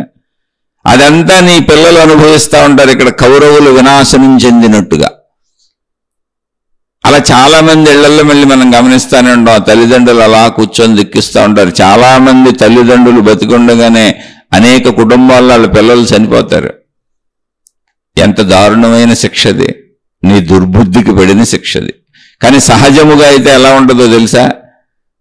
మన పెద్దవాళ్ళు అంటే మన ముత్తాతలు ముందు చచ్చిపోతారు, తర్వాత తాతలు చనిపోతారు, తర్వాత తండ్రులు చనిపోతారు, తర్వాత మనం చనిపోతాం, తర్వాత మన పిల్లలు చనిపోతారు, తర్వాత వాళ్ళ పిల్లలు చనిపోతారు.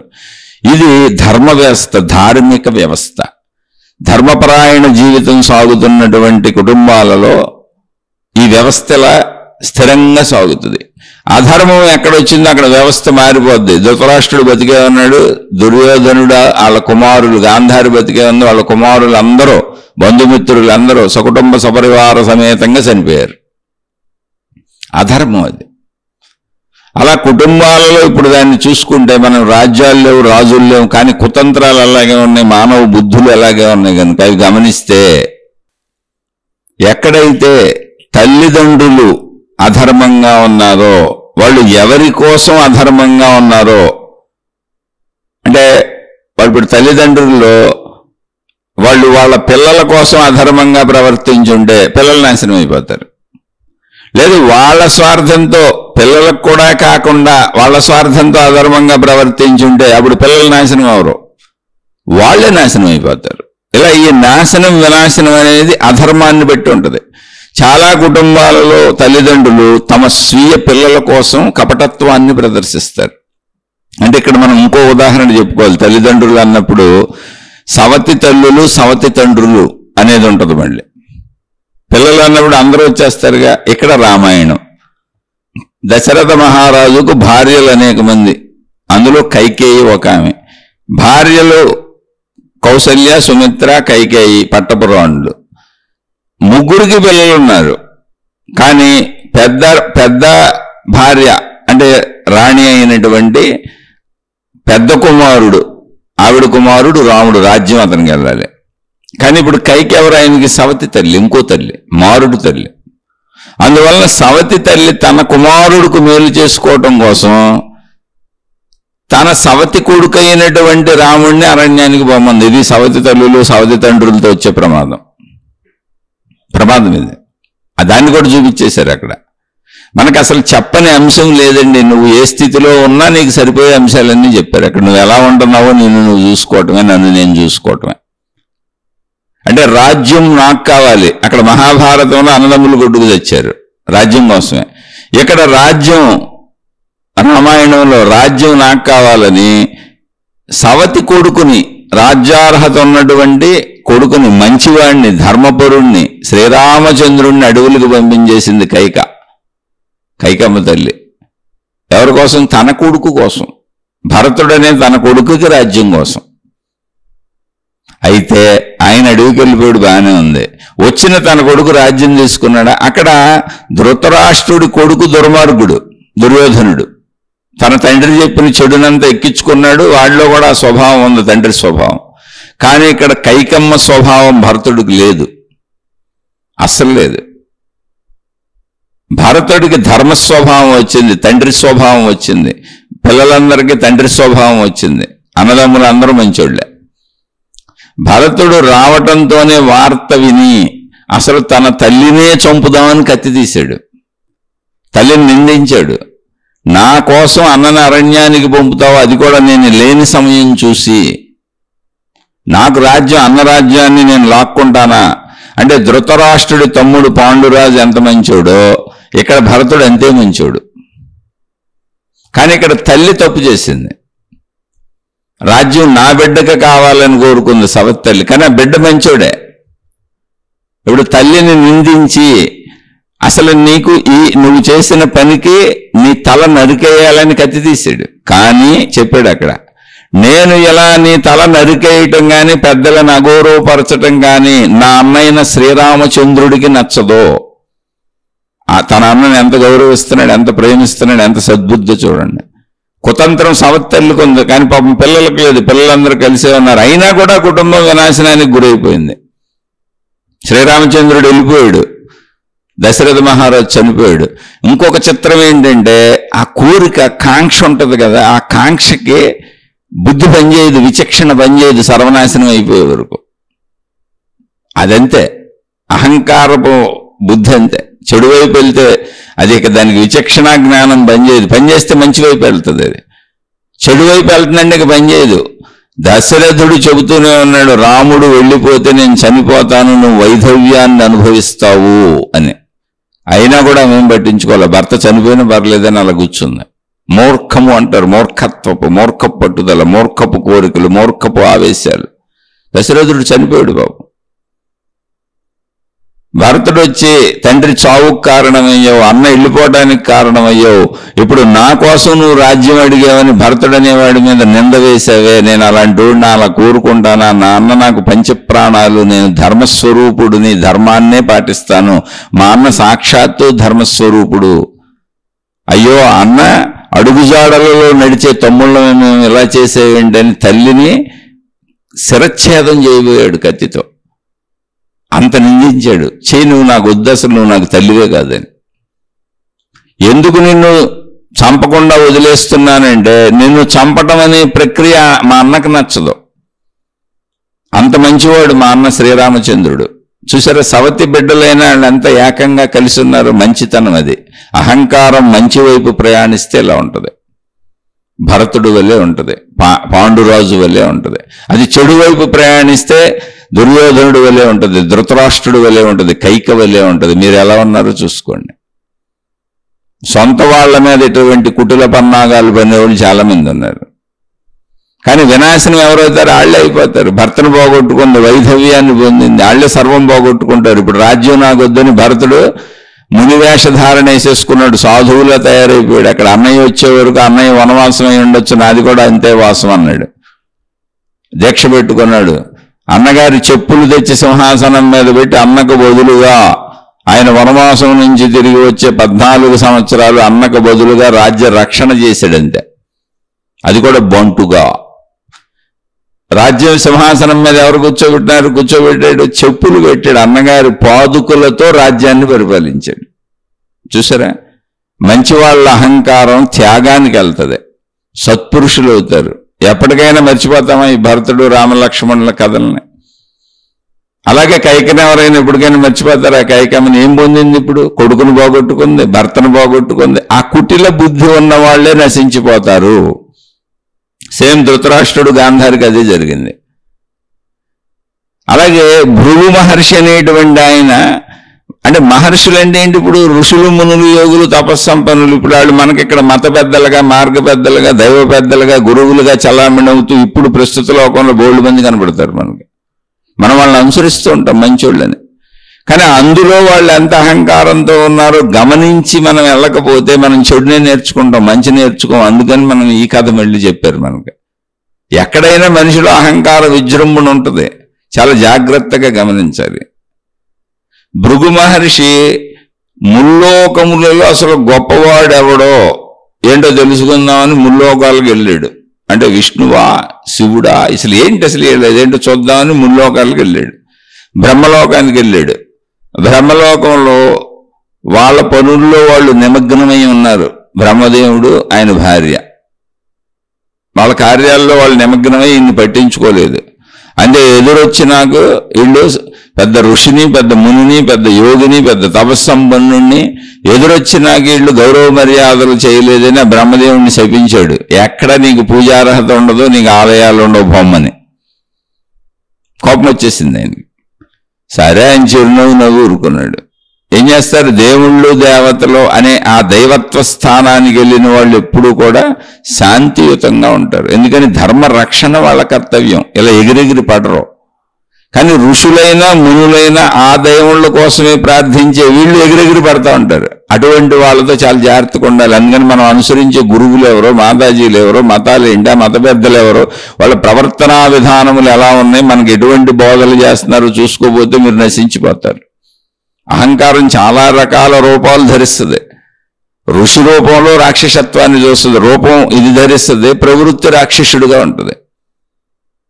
అని రూపాలను బట్టి, వాళ్ళు వేసుకున్న వేషాలను బట్టి కాదు, వాళ్ళ ప్రవర్తనను బట్టి, వాళ్ళ గుణాలను బట్టి, వాళ్ళు ఏం బోధిస్తున్నారు, మన ఎలా నడిపిస్తున్నారు, మనకి ఏం చెబుతున్నారు, మన ఎందులో ఇరికిచ్చేస్తున్నారన్న వాళ్ళ మాటల మాయాజాలాన్ని కూడా తెలుసుకోవాలి.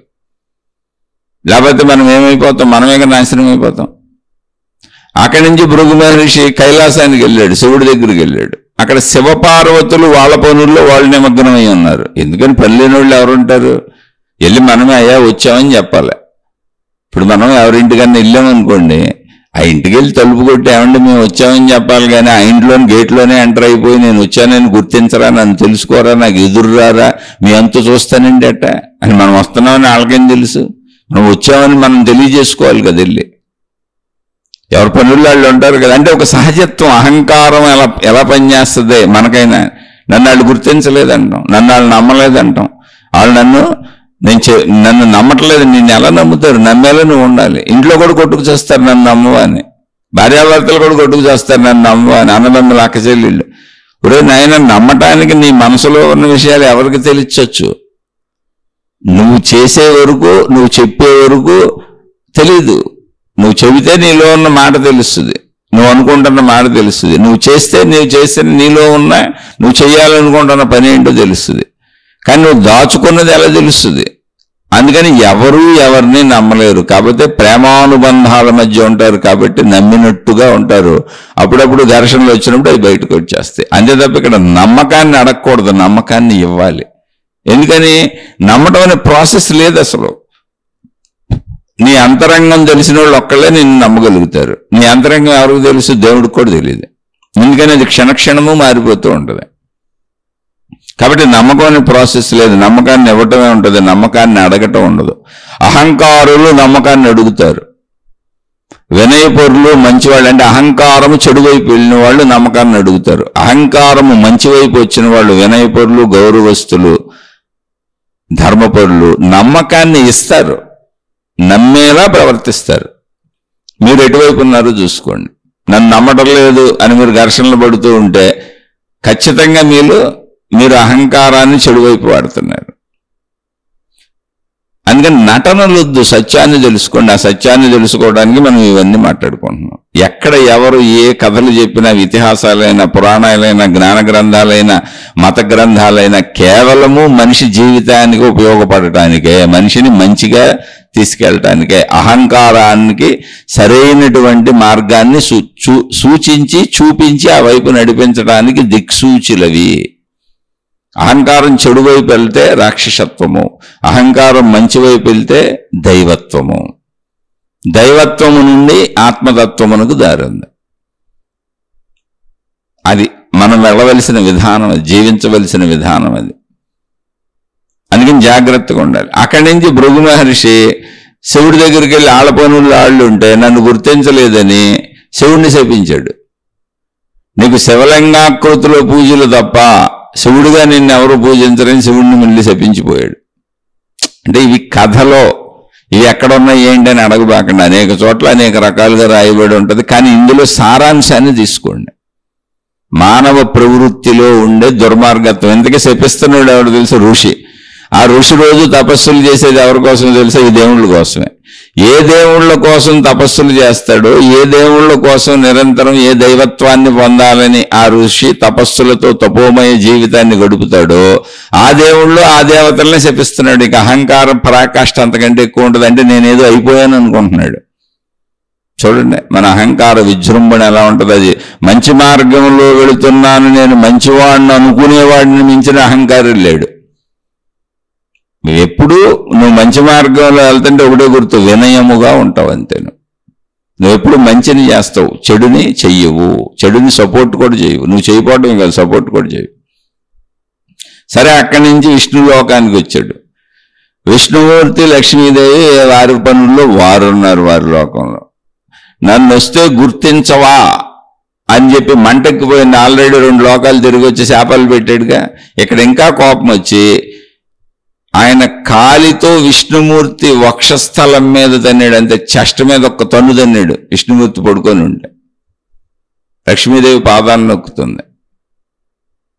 విష్ణుమూర్తి ఏమన్నా వెంటనే లేచి, అయ్యయ్యో భృగు మహర్షి, మీ పాదమునకు దెబ్బ తగిలి ఉంటుందని ఎప్పుడు ఉంటుంది అన్నాడు ఆయన. దేవుడు అంటే ఎలా ఉంటాడు ఇప్పుడు తెలుసుకోండి. దైవత్వము అనే స్థితి ఎంత వినయముగా ప్రవర్తిస్తుందో తెలుసుకోండి. దైవము ఇప్పుడు భృగు మహర్షి శపించాడు అన్నారు, కానీ తిరిగి వాళ్ళు ఎవరైనా శాపాలు ఇచ్చారని లేదు అక్కడ కథలో.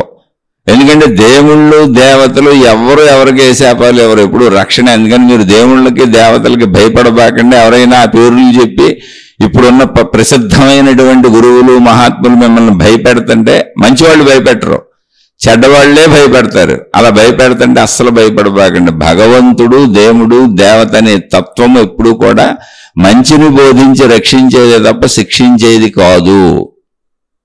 కాలుతో ఒక్క తన్నుదన్నాడు భృగు మహర్షి. అప్పుడు మళ్ళీ అయ్యా మీ కాలుకి దెబ్బ తగిలిందేమో అని ఆయన కూర్చోబెట్టి ఆయన పాదాలు నొక్కుతూ, ఆయన పాదములలో ఆయనకి అరికాళ్ళలో కన్ను ఉందని చెబుతారు. అలా నొక్కుతూ ఆ కన్నును చిదిపాడు, నొక్కేశాడు ఆయన విష్ణుమూర్తి. అంటే ఏంటి, అరికాలులో కన్ను ఉండడం అంటే ఏంటి? అసలు అరికాలులో కన్ను దేనికన్నా ఉపయోగపడుద్ది? అది భూమికి ఉంటుంది. అంటే కళ్ళు మూసుకుపోయినోడు అని అర్థం. కళ్ళు మూసుకుపోయినోడు.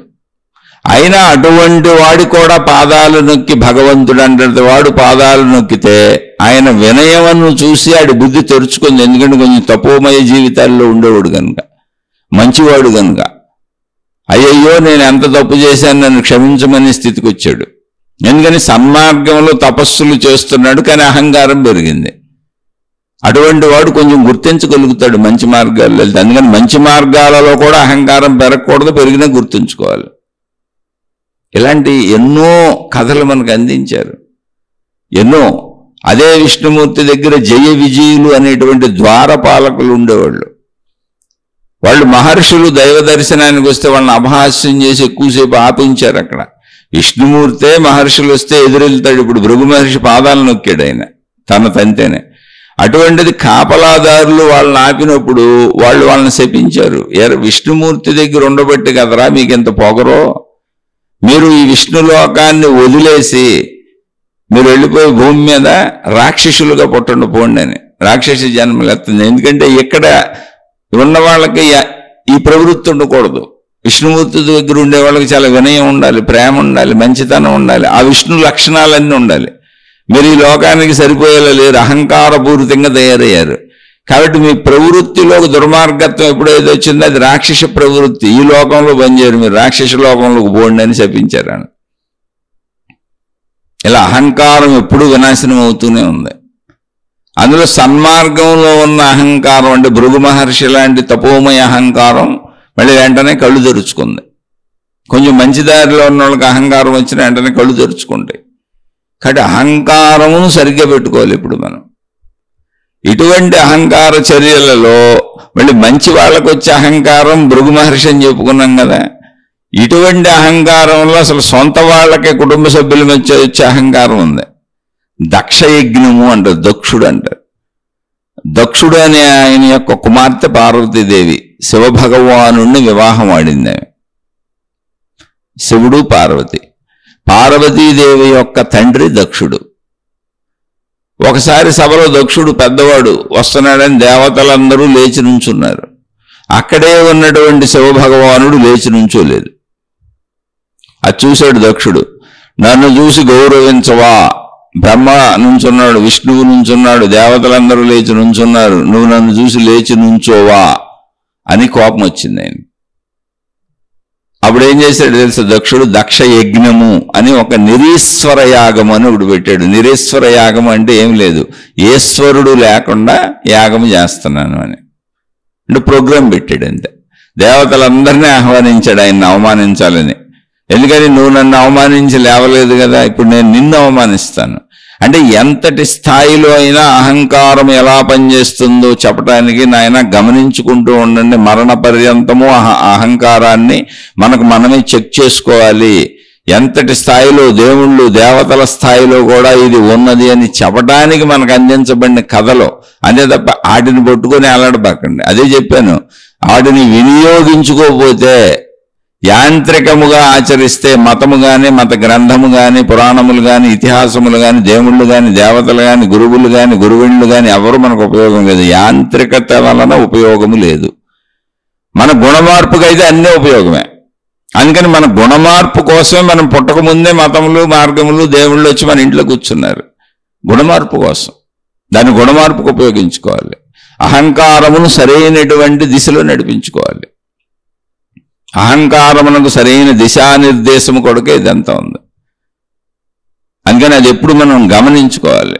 ఇప్పుడు దక్షయజ్ఞము ఏంటంటే నిరీశ్వర యాగము. ఈశ్వరుణ్ణి పిలవట్లేదు, శివుణ్ణి పిలవట్లేదు, మొత్తం అందరూ వస్తారు, ప్రోగ్రాం చేసుకుంటున్నారు అంతే. ఈ విషయం పార్వతీదేవికి తెలిసింది. పార్వతీదేవికి తెలిసి శివభగవాను అడిగింది, ఏంటి మా నాన్నగారే కదా, ఏంటి మా నాన్నగారు ఏదో ప్రోగ్రాం చేస్తున్నారంట, మన పిలవలేదేంటి, ఉండండి నేను వెళ్తాను మా నాన్నే కదా అంది. అప్పుడు శివుడు జరిగిందంతా చెప్పాడు. ఏమీ లేదు, ఆయన వచ్చినప్పుడు నేను లేచి నిలబడలేదు అనేటువంటి కోపంతో నన్ను అవమానించడానికి ఇది పెట్టాడు ఆయన. ఇప్పుడు నువ్వు నా భార్యవు కనుక నువ్వు వెళ్ళావా, నువ్వు కూడా అవమానింపబడతావు. అక్కడ నన్ను నింద చేస్తాడు. ఆ అవకాశం కోసం ఇదంతా పెట్టాడు. నువ్వు వెళ్లకుండా ఉంటే ప్రశాంతంగా ఉంటుంది, ఆయన పని ఆయన చేసుకొని. నేను నిజంగా ఆయన్ను గమనించి లేవకుండా ఉండలేదు, నేను ఆయన్ను గమనించలేదు, నేను అనంత ఆత్మభావనలో లీనమై ఉన్నాను. నేను అసలు వారిని గమనించలేదు, నేను కావాలని అవమానించలేదు. అలా మన జీవితాల్లో అనేక సార్లు జరుగుతూ ఉంటాయి. కావాలని అవమానించే వాళ్ళు ఉంటారు, తెలియక అవమానాలుగా మనం భావించుకుంటూ ఉంటాం, మన పట్ల ఇతరులు భావించుకుంటూ ఉంటారు. తొందరపడకూడదు. ఇవన్నీ మానవ జీవితాల్లో జరుగుతాయి. కేవలం అవమానం, కుటుంబ సభ్యుల్లో ఇవన్నీ ఉంటాయి, కొట్టుకు చేస్తూ ఉంటారు. మీ ఆయన అలా అన్నాడు, మీ నాన్న అలా అన్నాడు, మీ అమ్మ అలా ఉంది, మీ భార్య అలా ఉంది, ఇళ్లలో కొట్టుకు చచ్చేది. వాళ్ళు నన్ను గౌరవించలేదు, వీళ్ళు నన్ను గౌరవించారు, వీళ్ళు నన్ను అవమానించారు, వీళ్ళు నా మాట లెక్క చేయట్లేదు. ఇవన్నీ అక్కడ పెట్టి చూపించారు దేవుళ్ళ దగ్గర. సొంత కూతురు, సొంత మామగారు, అల్లుడి మీద ఇప్పుడు పెద్ద ప్రతీకారంగా ఒక యాగం తలపెట్టేశాడు. శివభగవానుడు చెప్పి చూశాడు, పార్వతీదేవి తండ్రి అంటే చనువు ఉంటుంది కదా, అదేంటి మా నాన్న కదా, ఏముంటుంది ఇందులో, బలెవాళ్ళు మీరు అనుకున్నంత అక్కడ ఏముండదు, నేను వెళ్తానంది. సరే నీ ఇష్టం అయితే వెళ్ళి అన్నాడు. తీరా వెళ్ళినాక అక్కడ ఉన్నటువంటి దేవతల సమూహం ముందు, అక్కడ ఉన్న వాళ్ళందరి ముందు శివుణ్ణి విపరీతమైన నిందలు చేశాడు ఆయన. ఆ నిందలు విని, ఆ మాటలు విని, నా భర్త ముందే చెప్పాడు వెళ్ళవద్దన్నాడు, అయినా నేను వచ్చాను నాన్న, నువ్వు నన్ను ఇంత అవమానిస్తావా అని అక్కడ వెలుగుతున్నటువంటి ఆ యాగము కోసం వెలిగించబడినటువంటి హోమగుండంలో దూకేసే పార్వతీదేవి తన తనువు చాలించింది. ఆమె అంత నింద జరిగింది. అంటే తన అవమానము అనేటువంటి దానికి ప్రతీకార చర్యగా తన కుమార్తెను తానే చంపుకున్నాడు దక్షుడు. ఇది చూడండి ఎంత దారుణంగా ఉంటాయి అవమాన భావాలు.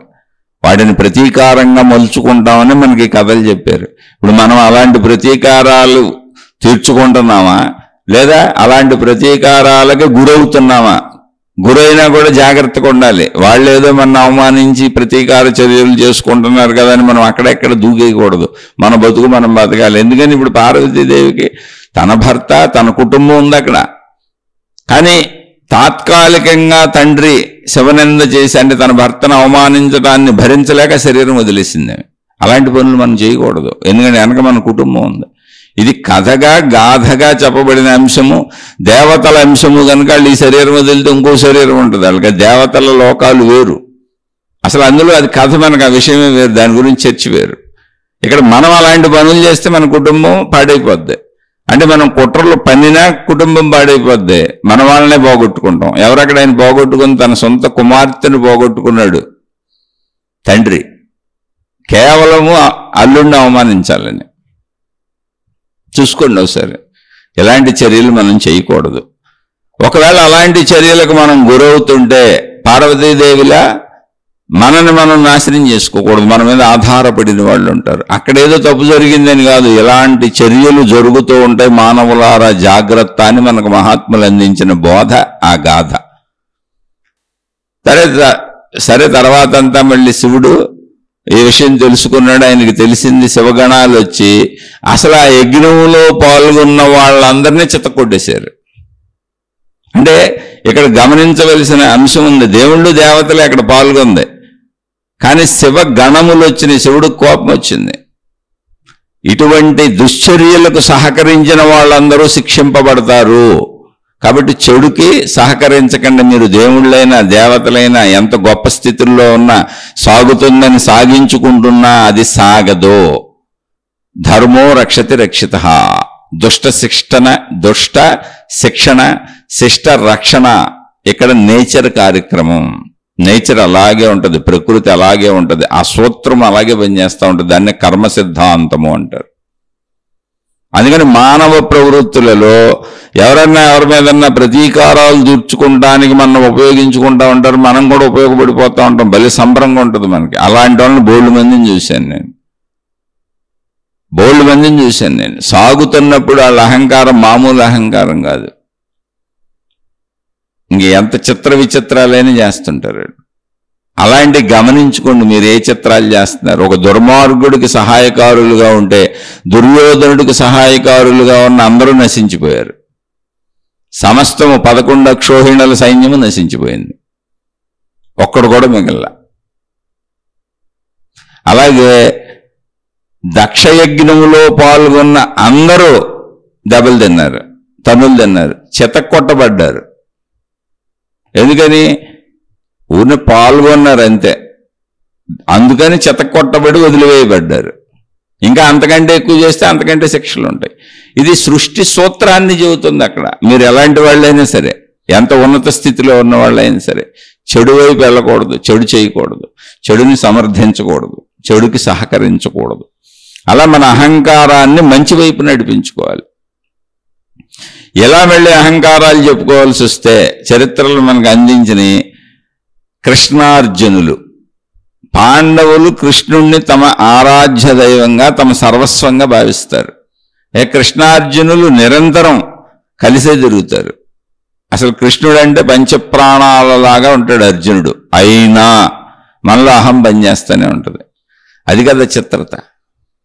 ఇక్కడ చిత్రమైన విషయం ఏంటంటే అహం అయితే పనిచేస్తూనే ఉంటుంది. అహం తొందరగా పోదు, నేను అంటానే ఉంటుంది. అది ఒక సందర్భంలో అంటే ఊరినే కథలు, అందులో కథల్ని తీసుకుందాం మనం అర్థం చేసుకోవటానికి. మన అహంకారాన్ని పోగొట్టుకోవటానికి మనం గౌరవించేవాళ్ళు, మనం ప్రేమించేవాళ్ళు, మనం వీళ్ళు మనకంటే ఉన్నతులని వాళ్ళని అనుసరిస్తున్నా కూడా మన అహంకారం మళ్ళీ వాళ్ళ మీద ఎదురు తిరుగుతూ ఉంటుంది. అప్పుడప్పుడు నేనేదో చేసేసాను, నేను అంతటోడిని ఎంతటోడిని, నేను అంతటిదాన్ని ఎంతటిదాన్ని అనిపిస్తూనే ఉంటుంది. దానికి ఎప్పుడు మనం గమనించుకొని మన అహంకారాన్ని మంచి వైపు నడిపించుకోవాలి, వినయం వైపు నడిపించుకోవాలి, గౌరవం వైపు నడిపించుకోవాలి, స్నేహం వైపు నడిపించుకోవాలి, మైత్రి వైపు నడిపించుకోవాలి. అది మన కుటుంబ సభ్యులు, మన వాళ్ళతో. ఇప్పుడు మన రొటీన్ జీవితం ఏముందో అందులో తగిలే మనుషులతోనే. మనం ఎక్కడ పెద్ద రాజ్యాలు యుద్ధాలకు వెళ్తాం? అవి మన కోసం చెప్పబడినటువంటి కథలు, గాథలు.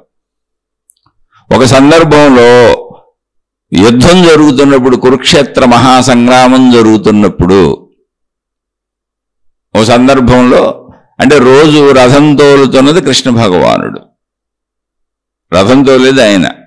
అయితే కృష్ణ భగవానుడు చాలా గొప్పవాడని అర్జునుడికి తెలుసు కదా. అందుకని యుద్ధం అంతా అయిపోయి ప్రతిరోజు సాయంత్రం మళ్ళీ వచ్చి ఇంటికి తిరిగి రాగానే వాళ్ళ గుడారాలకి ముందు అర్జునుడు గబగబ దిగిపోతాడు రథం. మామూలుగా అయితే రథసారథి దిగి యజమానిని దింపుతాడు. కానీ ఇక్కడ యజమాని కృష్ణుడే, కానీ రథసారథ్యం చేస్తున్నాడు ఆయన యుద్ధం చేయకుండా. అందుకని అర్జునుడు ముందు దిగిపోయి కృష్ణుడిని కిందకి దింపుతాడు ఆయన గౌరవంగా.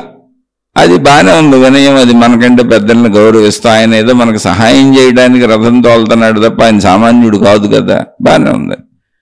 ఒక సందర్భంలో యుద్ధం బాగా చేసి చేసి చేసి చేసి నేనేదో పొడి చేశాను, నా వలన ఇదంతా జరుగుతున్నది అనేది ఎక్కడో తలకెక్కుతూ ఉంటుంది. ఎక్కింది అర్జునుడికి. రథం తిరిగి వచ్చింది. యుద్ధం సాయంత్రం సమాప్తమైంది, రథం తిరిగి వచ్చింది. అర్జునుడు రథం దిగి కృష్ణుడిని దింపాలి, దింపకుండా కూర్చున్నాడు. అంటే కృష్ణుడు ముందు రథం దిగాలని చూస్తున్నాడు అర్జునుడు.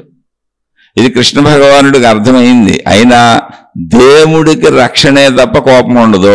దైవత్వం అంటే అది. దైవత్వం అనే స్థాయి ఏంటంటే, ఇప్పుడు నేనున్నా లేకపోతే మీరున్నారు, మీ మీద ఆధారపడి ఉన్న వాళ్ళు మీకు కొంచెం మీ మీద వ్యతిరేకతలు చూపించినా, మీ కుమారులో, మీ పిల్లలో, మీ జీవిత భాగస్వాములో మీలో మంచితనం అనే దైవత్వం ఉంటే, మంచితనమే మనలో దైవత్వం. మనం దేవుళ్ళు అవటం కాదు. నేను దేవుడిని బొడ్లు పెట్టుకు తిరగకండి, పిచ్చెక్కింది అనుకుంటారు. మంచితనమే దైవత్వం ఉంటే వాళ్ళకి సహాయమే చేస్తాం తప్ప వాళ్ళని అర్థం చేసుకొని వాళ్ళకి హాని చెయ్యం.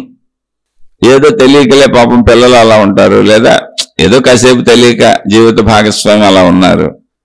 ఎవరైనా నా వాళ్లే కదా, ఏదో తెలియక అన్నారులే, ఏదో కోపం వచ్చి అన్నారులే అని సర్దుకొని వాళ్ళకి మంచి చేస్తాం. అలా అర్జునుడి యొక్క గర్వం అర్థమైంది కృష్ణుడికి. దిగట్లేదు, నేను దిగినాక దిగుదాం అనుకుంటున్నాడు. ఇప్పుడు నేను దిగి ఆయన్ని గౌరవించాలని కోరుకుంటున్నాడు అని. అప్పుడప్పుడు అలాంటి వాళ్ళు మన జీవితంలో తగులుతారు. మనకి మన దగ్గర పనిచేసేవాళ్ళు, మనతో పని నెపంతో వచ్చి గౌరవిస్తున్నామని వచ్చి తిరిగి మన నుంచి గౌరవాలు ఆశిస్తూ అలా బోల్డ్ మంది తగులుతారు మనకు. లేదా మన కుటుంబ సభ్యులు, అలా రకరకాలుగా బంధుమిత్రులు, స్నేహితుల్లో తగులుతారు. అప్పుడు కృష్ణుడు అర్జున రథం దిగు, దిగడం లేదేంటి అని అడిగాడు ఆయన. రథం దిగు అన్నాడు ఆయన. లేదు మీరు దిగండి వాళ్ళ అన్నాడు అర్జునుడు. ఇది కథ మాత్రమే, ముందే తెలుసుకోండి అంటే. కృష్ణుడు అన్నాడు నువ్వు దిగి దూరంగా వెళ్ళు అన్నాడు.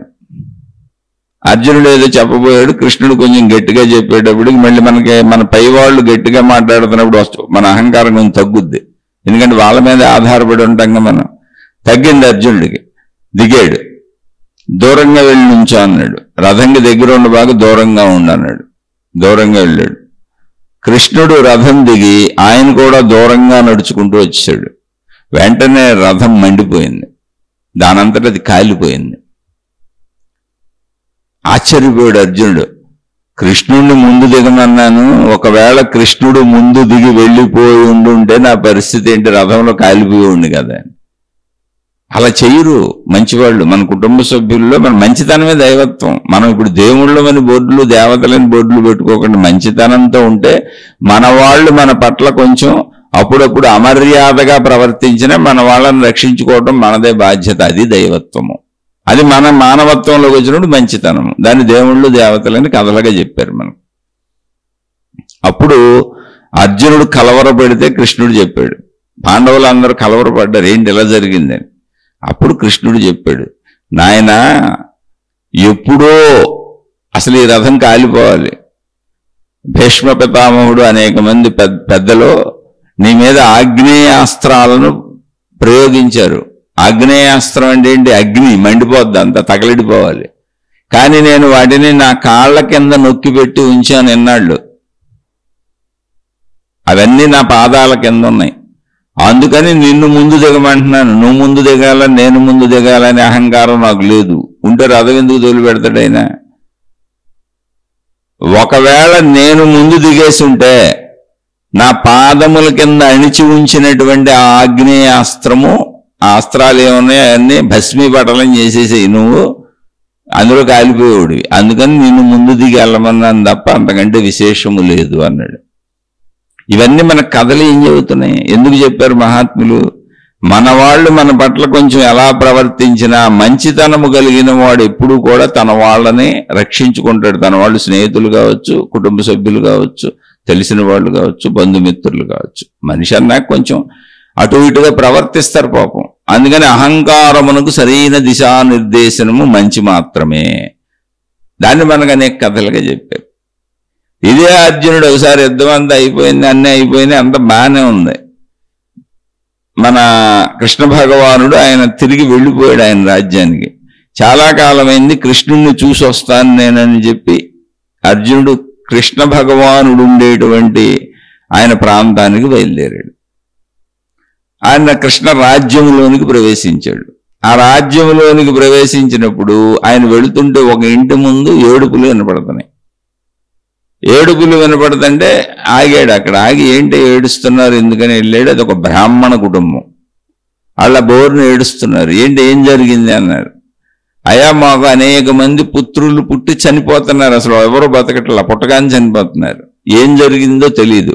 ఇప్పుడు మళ్ళీ నా భార్య గర్భంతో ఉంది, ఇప్పుడు ప్రసవం జరుగుతుంది ఈరోజు, మళ్ళీ ఈ పుట్టిన బిడ్డ చనిపోతాడు, ఎలా ఏంటి మా పరిస్థితి, అందుకని దుఃఖిస్తున్నాము అని అలా ఏడుస్తున్నారు. అప్పుడు అన్నాడు అర్జునుడు, మీరేం కంగారు పడద్దు, మీ బిడ్డను చనిపోకుండా నేను రక్షిస్తాను, నా పేరు అర్జునుడు, నేను సామాన్యుడిని కాదు, నేను గాంధీవం పట్టుకుంటే మాటలు కాదు, దేవతలే నా ముందు నిలబడలేరు, ఎలా యమధర్మరాజు వచ్చి మీ బిడ్డను తీసుకెళ్తాడో చూస్తాను, అసలు ఎవరయ్యా ఏ దుష్టశక్తులు ఈ చేస్తున్నాయో చూస్తానని మంత్రపూరిత బాణములతో వాళ్ళ ఇంటి చుట్టూ కట్టేశాడు.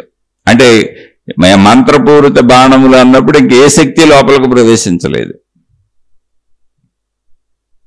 అని చెప్పి నేను రక్షిస్తానన్నాడు. అయితే బ్రాహ్మణుడు అన్నాడు, పాపం అయ్యా ఇది కృష్ణుని రాజ్యం, ఇక్కడ కృష్ణుడు ఉన్నాడు, బలరాముడు ఉన్నాడు, కృష్ణుడికి సంబంధించినటువంటి వాళ్ళు ఎంతో మంది ఉన్నారు, అటువంటి ప్రదేశములో వాళ్ళెవరూ రక్షించలేని చోట అర్జునుడిని నేను రక్షిస్తానని నువ్వు అంటున్నావు, వాళ్ళ వల్ల కానిది నీ వల్ల అవుద్దా అన్నాడు. అహంకారం చూసారా, వల్ల అవుద్దని ప్రయోగం చేశాడు, చేస్తానన్నాడు. ఏంటి, కృష్ణుడు చూన్న ప్రదేశంలో కృష్ణుడే రక్షించక వదిలేస్తుంటే ఈయన చేస్తాడంట.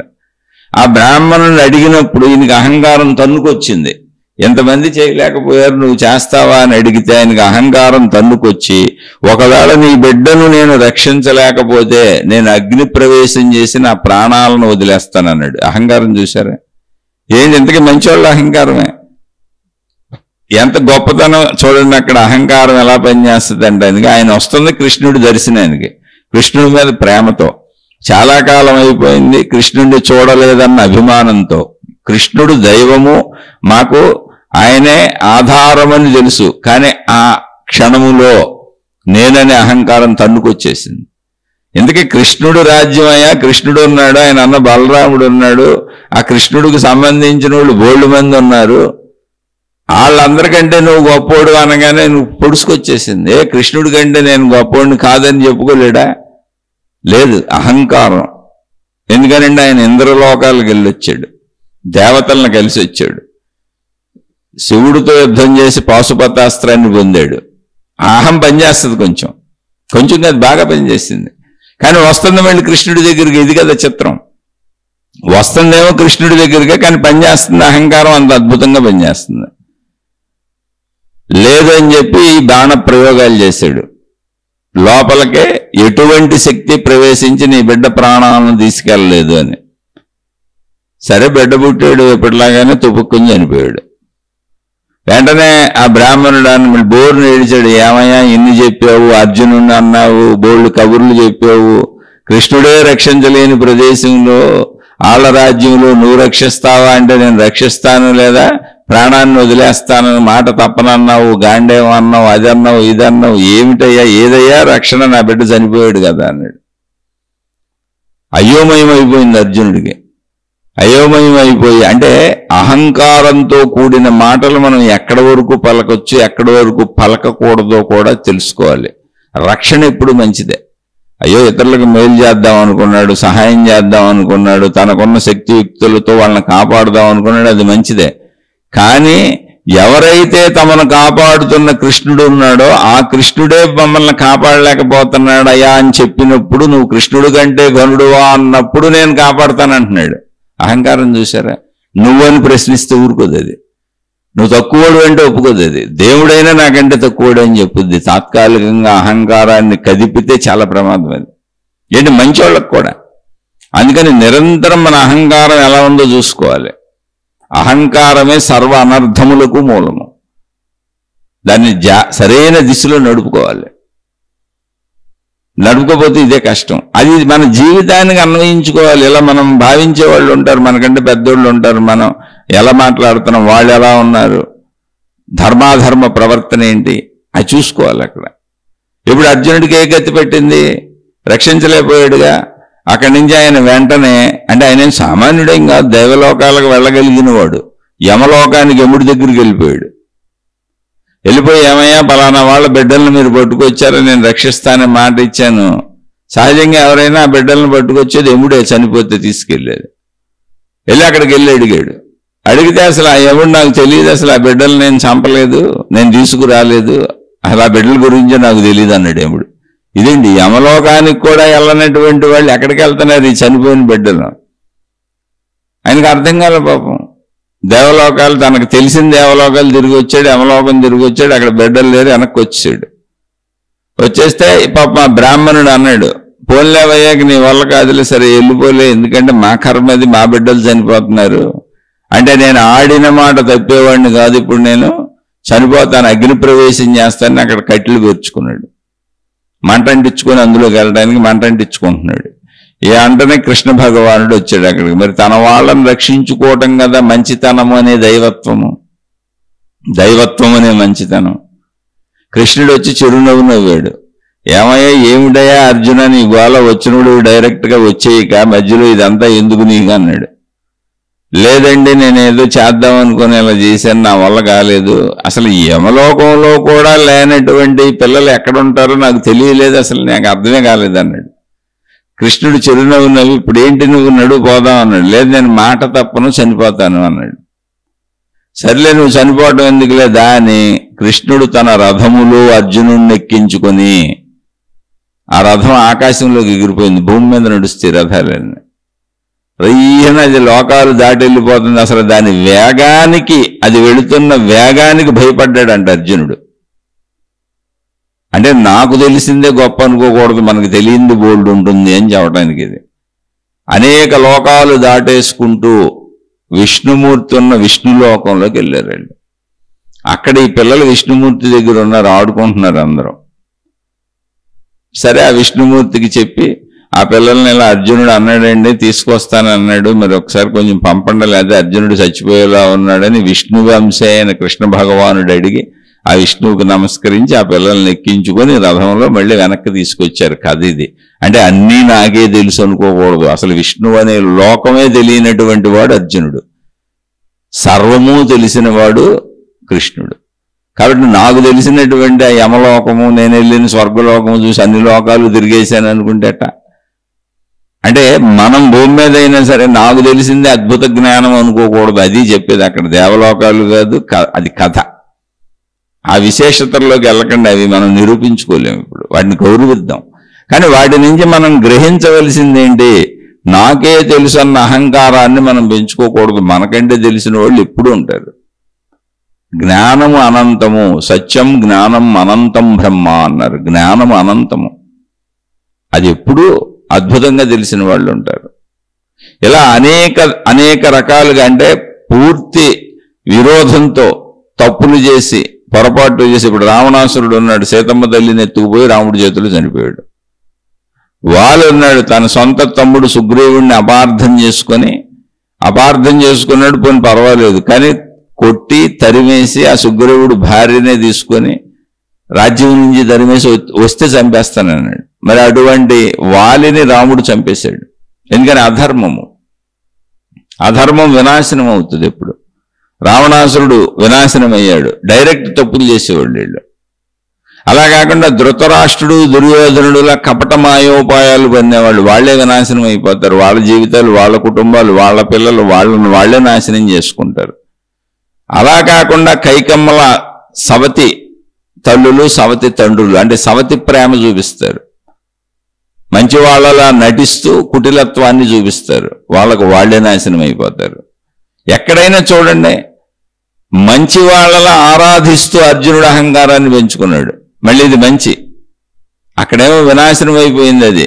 అయితే భృగు మహర్షి, అర్జునుడు ఇటువంటి వాళ్ళు అదే మార్గంలో ఉన్నారు, కానీ అక్కడక్కడ ఆహాన్ని పెంచుకుంటున్నారు మంచి మార్గాల్లోనే ఉండి. అప్పుడు వాళ్ళు సరిచేయబడ్డారు, సంరక్షించబడ్డారు. కానీ పూర్తి దుర్బుద్ధులతో ఉన్నవాళ్ళు వినాశనం అయిపోయారు.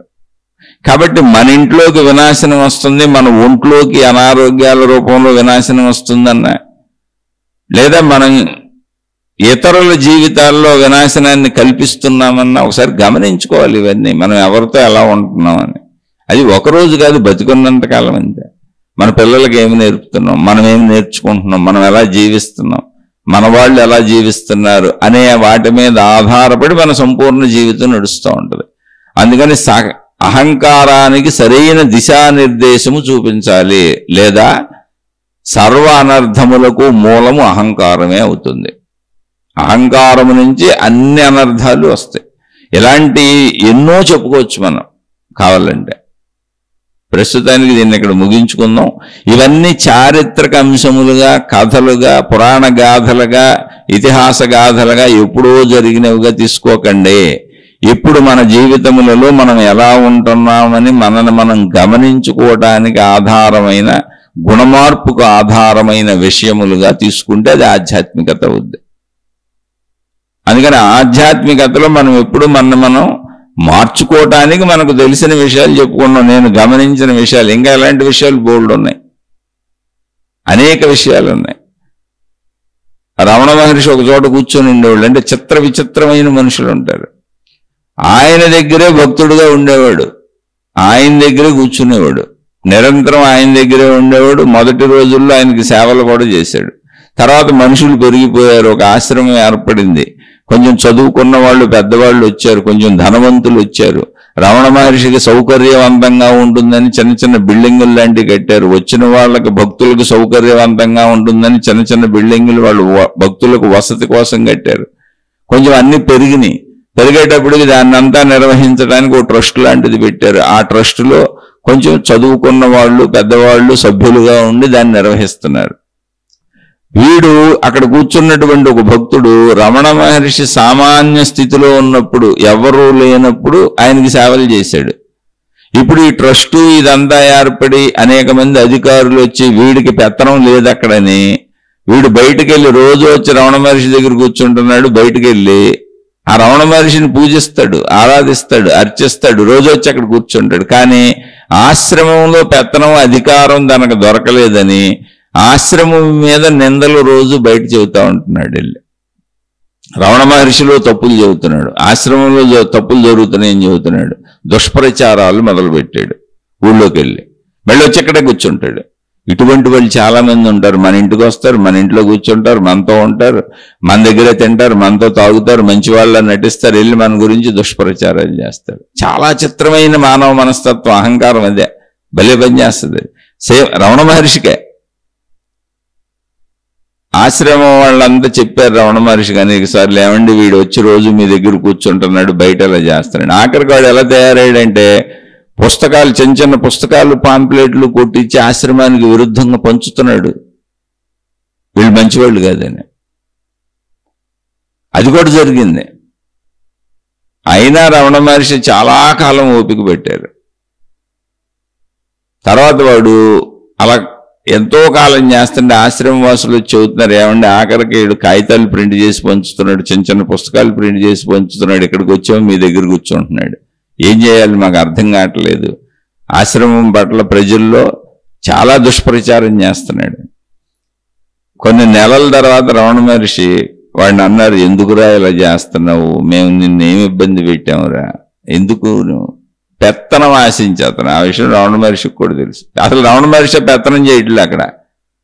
చిత్రం ఏంటంటే అసలు రమణ మహర్షి ఎప్పుడు ఇది ఆశ్రమం అనలా, అసలు ఆయన ఏ పెత్తనం చేయలే, ఊరిని అలా కూర్చొని ఉండేవారు.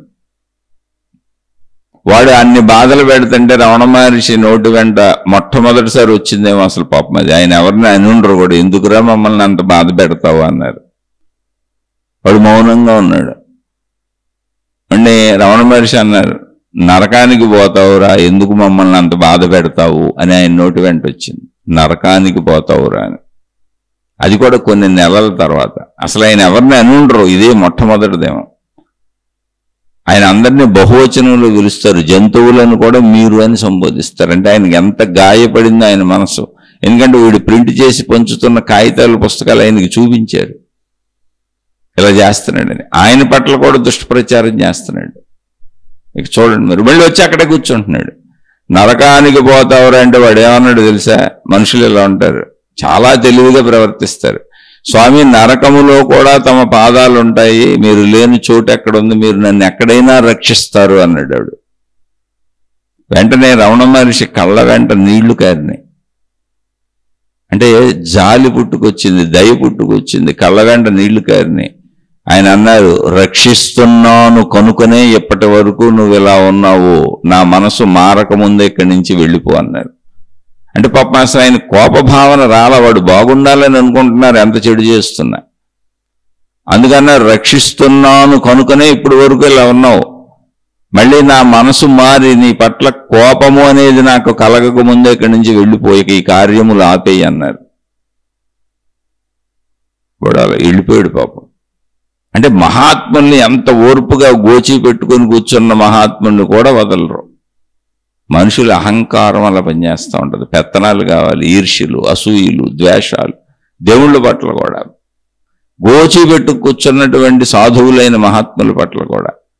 ఇంకొకటి వచ్చాడు, అంటే మన చిత్ర విచిత్రమైన అజ్ఞాన జ్ఞానులం మనం ఎలా ఉన్నాం కూడా తెలుసుకోవాలి. అందుకే ఇది మన కోసమే చెబుతున్నాయి. ఈ ప్రవృత్తులన్నీ మనుషులుగా మనలో ఉంటాయిగా, మనం అనేకం మాట్లాడుతుంటాంగా. అందుకని మనం సరి చేసుకోవటానికి ఉపయోగపడుతాయి అని చెబుతున్నాం. చాలా విషయాలు ఉంటాయి, ఇలా చెప్పుకుంటే కోటాను కోట్లు చెప్పుకోవచ్చు. చరిత్రలు వాళ్ళు అందించి వెళ్ళారు మహాత్ములు. మనం ఏదో శీర్షికలో కొద్దిగా మనకు అర్థమైతే మనం బతకడానికి అనువుగా ఉపయోగపడుతుందని అది కూడా ప్రశ్న వేసిన వారు తత్సంబంధిత అనేక విషయాలు మాట్లాడారు. అందుకని అహంకారము అనేటువంటిది తీసుకొని చెబుతున్నా. అన్ని అనర్థాలకు మూలం అహంకారమే, దాన్ని సరి చేసుకుంటే సరిపోద్ది, అనర్థాలన్నీ ఆగిపోతాయి. ఇంకొకటి రమణ మహర్షి దగ్గరికి వచ్చాడు. అయ్యా, మీకు ఎంత జ్ఞానం తెలుసు, ఎంతో జ్ఞానం తెలుసు, అనంత ఆత్మజ్ఞానాన్ని బోధిస్తున్నారు మీరు, అశువుగా చెప్పేస్తున్నారు, ఇంత మహిమాన్వితులు, ఎందుకు అక్కడ గోచిపెట్టు కూర్చున్నారు? ప్రపంచం అంతా తిరిగి ప్రపంచం మొత్తం బోధ చేయొచ్చు కదా, మీ శక్తిని పంచొచ్చు కదా, మీ జ్ఞానాన్ని పంచొచ్చు కదా, ఎందుకు నిర్వీర్యము చేస్తూ ఇలా కూర్చున్నారు అని అడిగాడు. ఇలా మాట్లాడేటువంటి కొంతమంది గురువులను కూడా చూశాను నేను. చాలా చిత్రమైన విషయం ఏంటంటే, ఇదే మాటలు మాట్లాడే గురువులను కూడా చూశాను. అంటే కూర్చున్నటువంటి మహానుభావులు అందరూ కూడా పనికిరాని వాళ్ళని మాట్లాడే గురువులనే చూశాను. ఎందుకంటే వాళ్ళు తిరుగుతూ ఉంటారు. అందుకని నేను ప్రత్యేకంగా చెబుతున్నాను. ఇంకా చాలా అంశాలు ఉన్నాయి, కానీ ఈ అంశం అందుకని చెబుతున్నాను. కొంతమంది గురువులు తిరగటం గొప్ప అనుకుంటారు, కాదు, వాళ్ళు కూర్చోకుండా ఉండలేకపోతున్నారు. ఎక్కడికి తిరుగుతావు, ఏం తిరుగుతావు? జ్ఞానం నీ స్వీయ స్వరూపం. అలాని మంచి చేస్తే చెయ్యి, ఎవరు చేయొద్దంటలా. కానీ కూర్చున్న వాళ్ళు అసమర్థులని అనుకుంటాం, ఎంత పొరపాటుది. అసలు తన ఇంద్రియ నిగ్రహమును పాటించి తన మనోచలనమును ఆపి కూర్చోగలగడం అంటే 1000 ఏనుగులనైనా జయించవచ్చు, కానీ తన మనసును తాను జయించటం కష్టం అన్నారు. అటువంటి వాడు కూర్చోగలడు. అది కూర్చోవటం అంటే. వీడు అలాగే అడిగాడు రమణ మహర్షిని. రమణ మహర్షి చిరునవ్వు నవ్వి, పోన్లేవయ్యా, నేను ఏదో కూర్చున్నాను, కూర్చోనేలయ్యా అని ఊరుకున్నారు పాపం. వాడు అలా రెట్టించి అడుగుతానే ఉన్నాడు. చనువిస్తే ఊరుకోంగా మనం, ఇంకా అలా ఊరుకోంగా, అలా రెట్టించి అడుగుతూ వాడు ఎంత దూరం వచ్చాడంటే, ఓ పని చేయండి భగవాన్, మళ్ళీ భగవాన్ రమణ మహర్షి అని పిలుస్తున్నాడు. ఓ పని చేయండి భగవాన్, మీ శక్తులు మీ జ్ఞానము నాకు ఇచ్చేయండి. అంటే వాడికి తెలిసింది అది, శక్తులన్నీ ట్రాన్స్ఫర్ చేసేయచ్చని, జ్ఞానం అంతా ట్రాన్స్ఫర్ చేయొచ్చు, ఇంకోళ్ళకి ఇచ్చేయచ్చు అని. ఏదో మన బ్యాంక్ అకౌంట్లో డబ్బులు ఇంకోళ్ళకి ట్రాన్స్ఫర్ చేసినట్టు. అంటే వాడికి తెలిసి చచ్చిన శక్తులు, జ్ఞానం అది. ఇంకేం చేయాలి? ఇటువంటి వాళ్ళు మహిమలు, మాయలు, అద్భుతాలు కల్పించుకు తిరుగుతూ ఉంటారు. వాళ్ళతో ఇదే ప్రమాదం. శక్తులు ట్రాన్స్ఫర్ చేసేస్తూ ఉంటారు, శక్తిపాతాలు చేసేస్తారు వాళ్ళు. చాలా ప్రమాదం ఇటువంటి వాళ్ళతో. వాడు అదే అడిగాడు రమణ మహర్షిని, మీ శక్తిని నాకు ఇచ్చేయండి, మీ జ్ఞానాన్ని నాకు ట్రాన్స్ఫర్ చేసేయండి. మీకు తిరగటం ఇష్టం లేదు కదా, నేను ప్రపంచం అంతా తిరిగి దీన్ని అందరికీ అందిస్తాను అన్నాడు. ఇంకేం చెప్పాలండి అడిగి? అసలు శక్తులు ట్రాన్స్ఫర్ చేయొచ్చని, జ్ఞానం ట్రాన్స్ఫర్ చేయొచ్చని మహిమలో మాయలు అద్భుతాల్లో ఏడిచాడు. ఆ ఉద్దేశంతో వస్తున్నాడు. అందుకని తిరగాలి, చేయాలి, జనంలో పేరు పొందాలి, కీర్తి ప్రతిష్టలు పొందాలి, ఈ బుద్ధి ఉంది అడిగి. అందుకనే అలా మీరు ఎందుకు చేయట్లేదని అడుగుతున్నాడు. అప్పుడు రమణ మహర్షి సమాధానం వినాలి. అది వింటే కానీ మనకు జ్ఞానం కలగదు. రమణ భగవాన్లు ఏమన్నారు తెలుసా? నాయన, నేనేమీ చేయటం లేదని ఎందుకు అనుకుంటున్నావు అన్నారు. మరి ఏం చేస్తలేదుగా, ఇక్కడే కూర్చొని ఉన్నారుగా అన్నాడు అతను.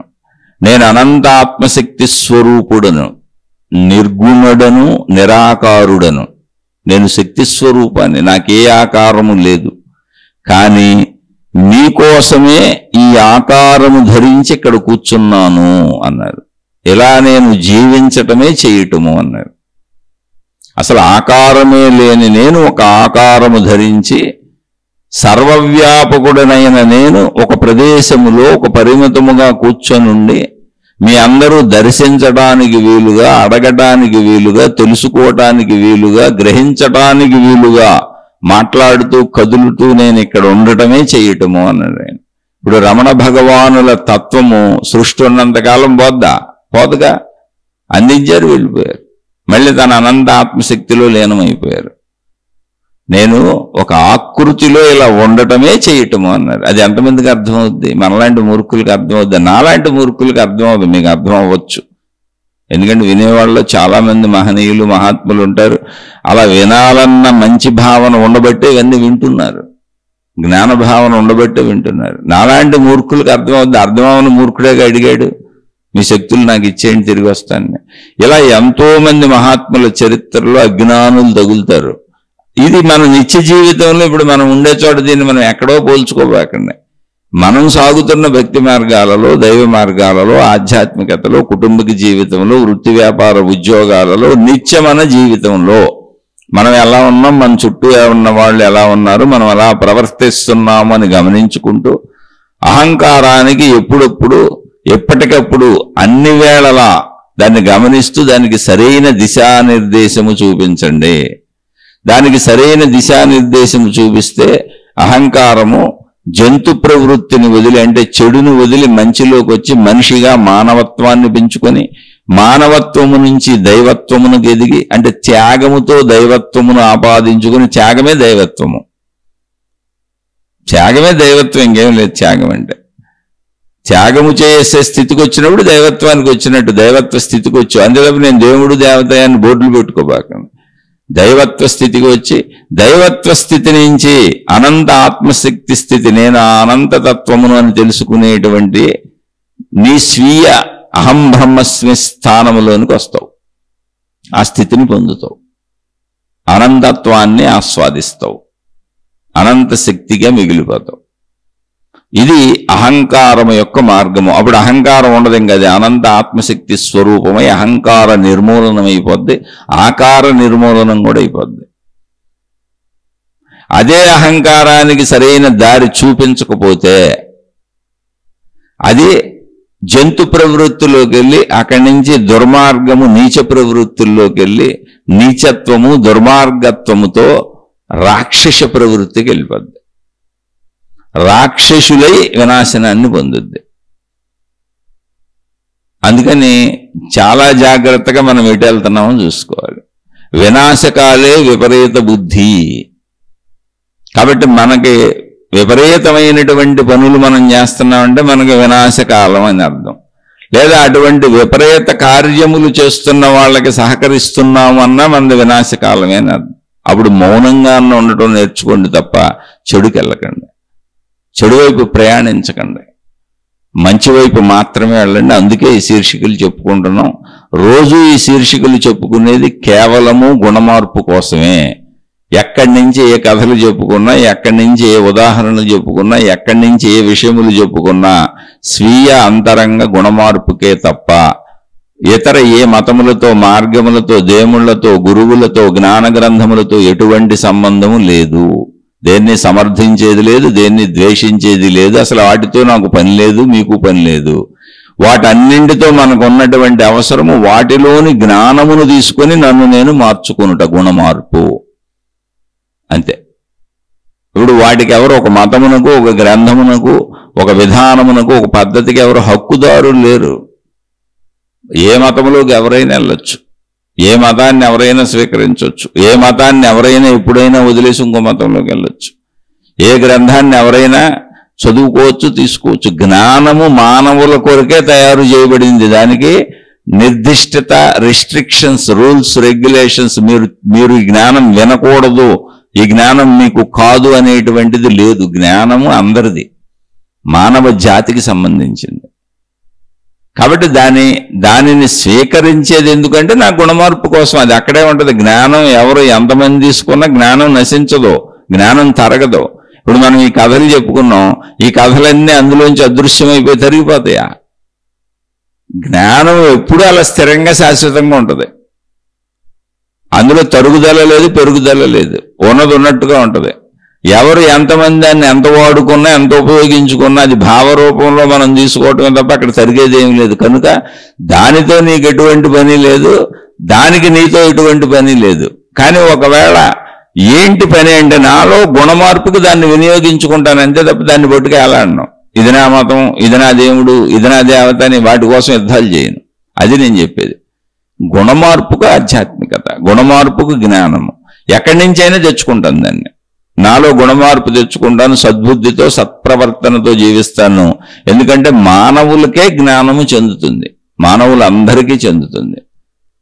మానవుల కొరకే జ్ఞానం ఉంది. మిగిలిన ఎవరికి ప్రపంచంలో ఆ జ్ఞానం అర్థం అవ్వదు. జంతువులకు అర్థం అవ్వదు, చెట్లకు అర్థం అవ్వదు, జడ పదార్థములకు అర్థం అవ్వదు. కనుక నా గుణమార్పుకి దాన్ని నేను ఉపయోగించుకుంటాను. మనం ఈ శీర్షికలు చెప్పుకునేది అందుకే. స్వీయ గుణమార్పుకు ప్రయత్నించండి. ఇది నచ్చి కొంచెం మిమ్మల్ని మీరు గమనించుకొని, ఏమీ లేదు చిన్నగా ఊరిని గమనించుకోండి, అహంకారం ఎటుపోతుందో చూసుకోండి. ఇవన్నీ ఉదాహరణ కథలు అంతే. జీవితంలో మీరు ఎలా ఉంటున్నారో చూసుకోండి, చూసుకొని కొంచెం గుణమార్పు చేసుకోండి. మీ ఎదుటి వాళ్ళు కొంచెం అహంకారంగా తప్పుగా కనపడొచ్చు, కానీ వాళ్ళని మనం ఏమీ చేయలేము. మన సొంత వాళ్ళు అయితే కొంచెం మంచిగా చెప్పి చూద్దాం, లేదా వదిలేసేయండి, మారుతారు వాళ్ళే. ఎప్పుడైనా ఎవరికైనా ఎక్కడైనా మనమే మంచి చేసుకోవాలి. ఇప్పుడు నిరంతరం అర్జునుడిని కృష్ణుడు కాపాడుతానే ఉన్నాడు. మంచి వాళ్లే కాపాడుతారు ఎదుటి వాళ్ళని. గుణమార్పు అంటే అంతే. అలా ప్రయత్నిద్దాం. జాగ్రత్తగా ఈ కథలన్నీ ఏంటంటే మనం ఏ స్థానాలలో మన అహంకారం ఏ విధంగా పనిచేస్తుందో చూసుకోవడానికి పనికొస్తాయి. అలా గుణమార్పుకు ప్రయత్నిద్దాం. ఈ విధానం నచ్చలేదు, నాకు గుణమార్పు అక్కర్లేదు అనుకున్న వాళ్ళు, నువ్వు చెప్పేది మాకు నచ్చటం లేదు, అర్థం అవటం లేదు అనేవాళ్ళు దయచేసి నన్ను క్షమించి వదిలేయండి. నేను సామాన్య మానవుణ్ణి. మీకు నచ్చిన మార్గాలలో మీరు హాయిగా ప్రయాణించండి. ఇది కేవలము గుణమార్పుకు సంబంధించినటువంటిదే. ఆధ్యాత్మికత అంటే గుణమార్పు, మతం అంటే గుణమార్పు, భక్తి అంటే గుణమార్పు, దేవుడు అంటే గుణమార్పు, జ్ఞానం అంటే గుణమార్పు. ఆ గుణమార్పు లేనప్పుడు మనిషికి ఇవన్నీ ఎందుకు? ఆ ప్రశ్న మీరే వేసుకోండి. ఏమిటి ఉపయోగము అన్నప్పుడు మీకు గుణమార్పనే ఆన్సర్ రావాలి. లేనప్పుడు అవి మీకు భారమే అంతే. అందుకని గుణమార్పుకు ప్రయత్నించుకుంటూ వెళ్దాం. అలా ప్రయత్నం మేము చేయము, మాకు ఇది నచ్చలేదు, మా విధానం వేరు అనుకున్న వాళ్ళు నన్ను క్షమించి వదిలేసి మేము ఈ విధానాల్లో హాయిగా సాగిపోండి. శుభమస్తు. మీకు మీ కుటుంబ సభ్యులకు మేలు చేకూరుగాక. మరలా మరొక కొత్త శీర్షికతో కలుసుకుందాం.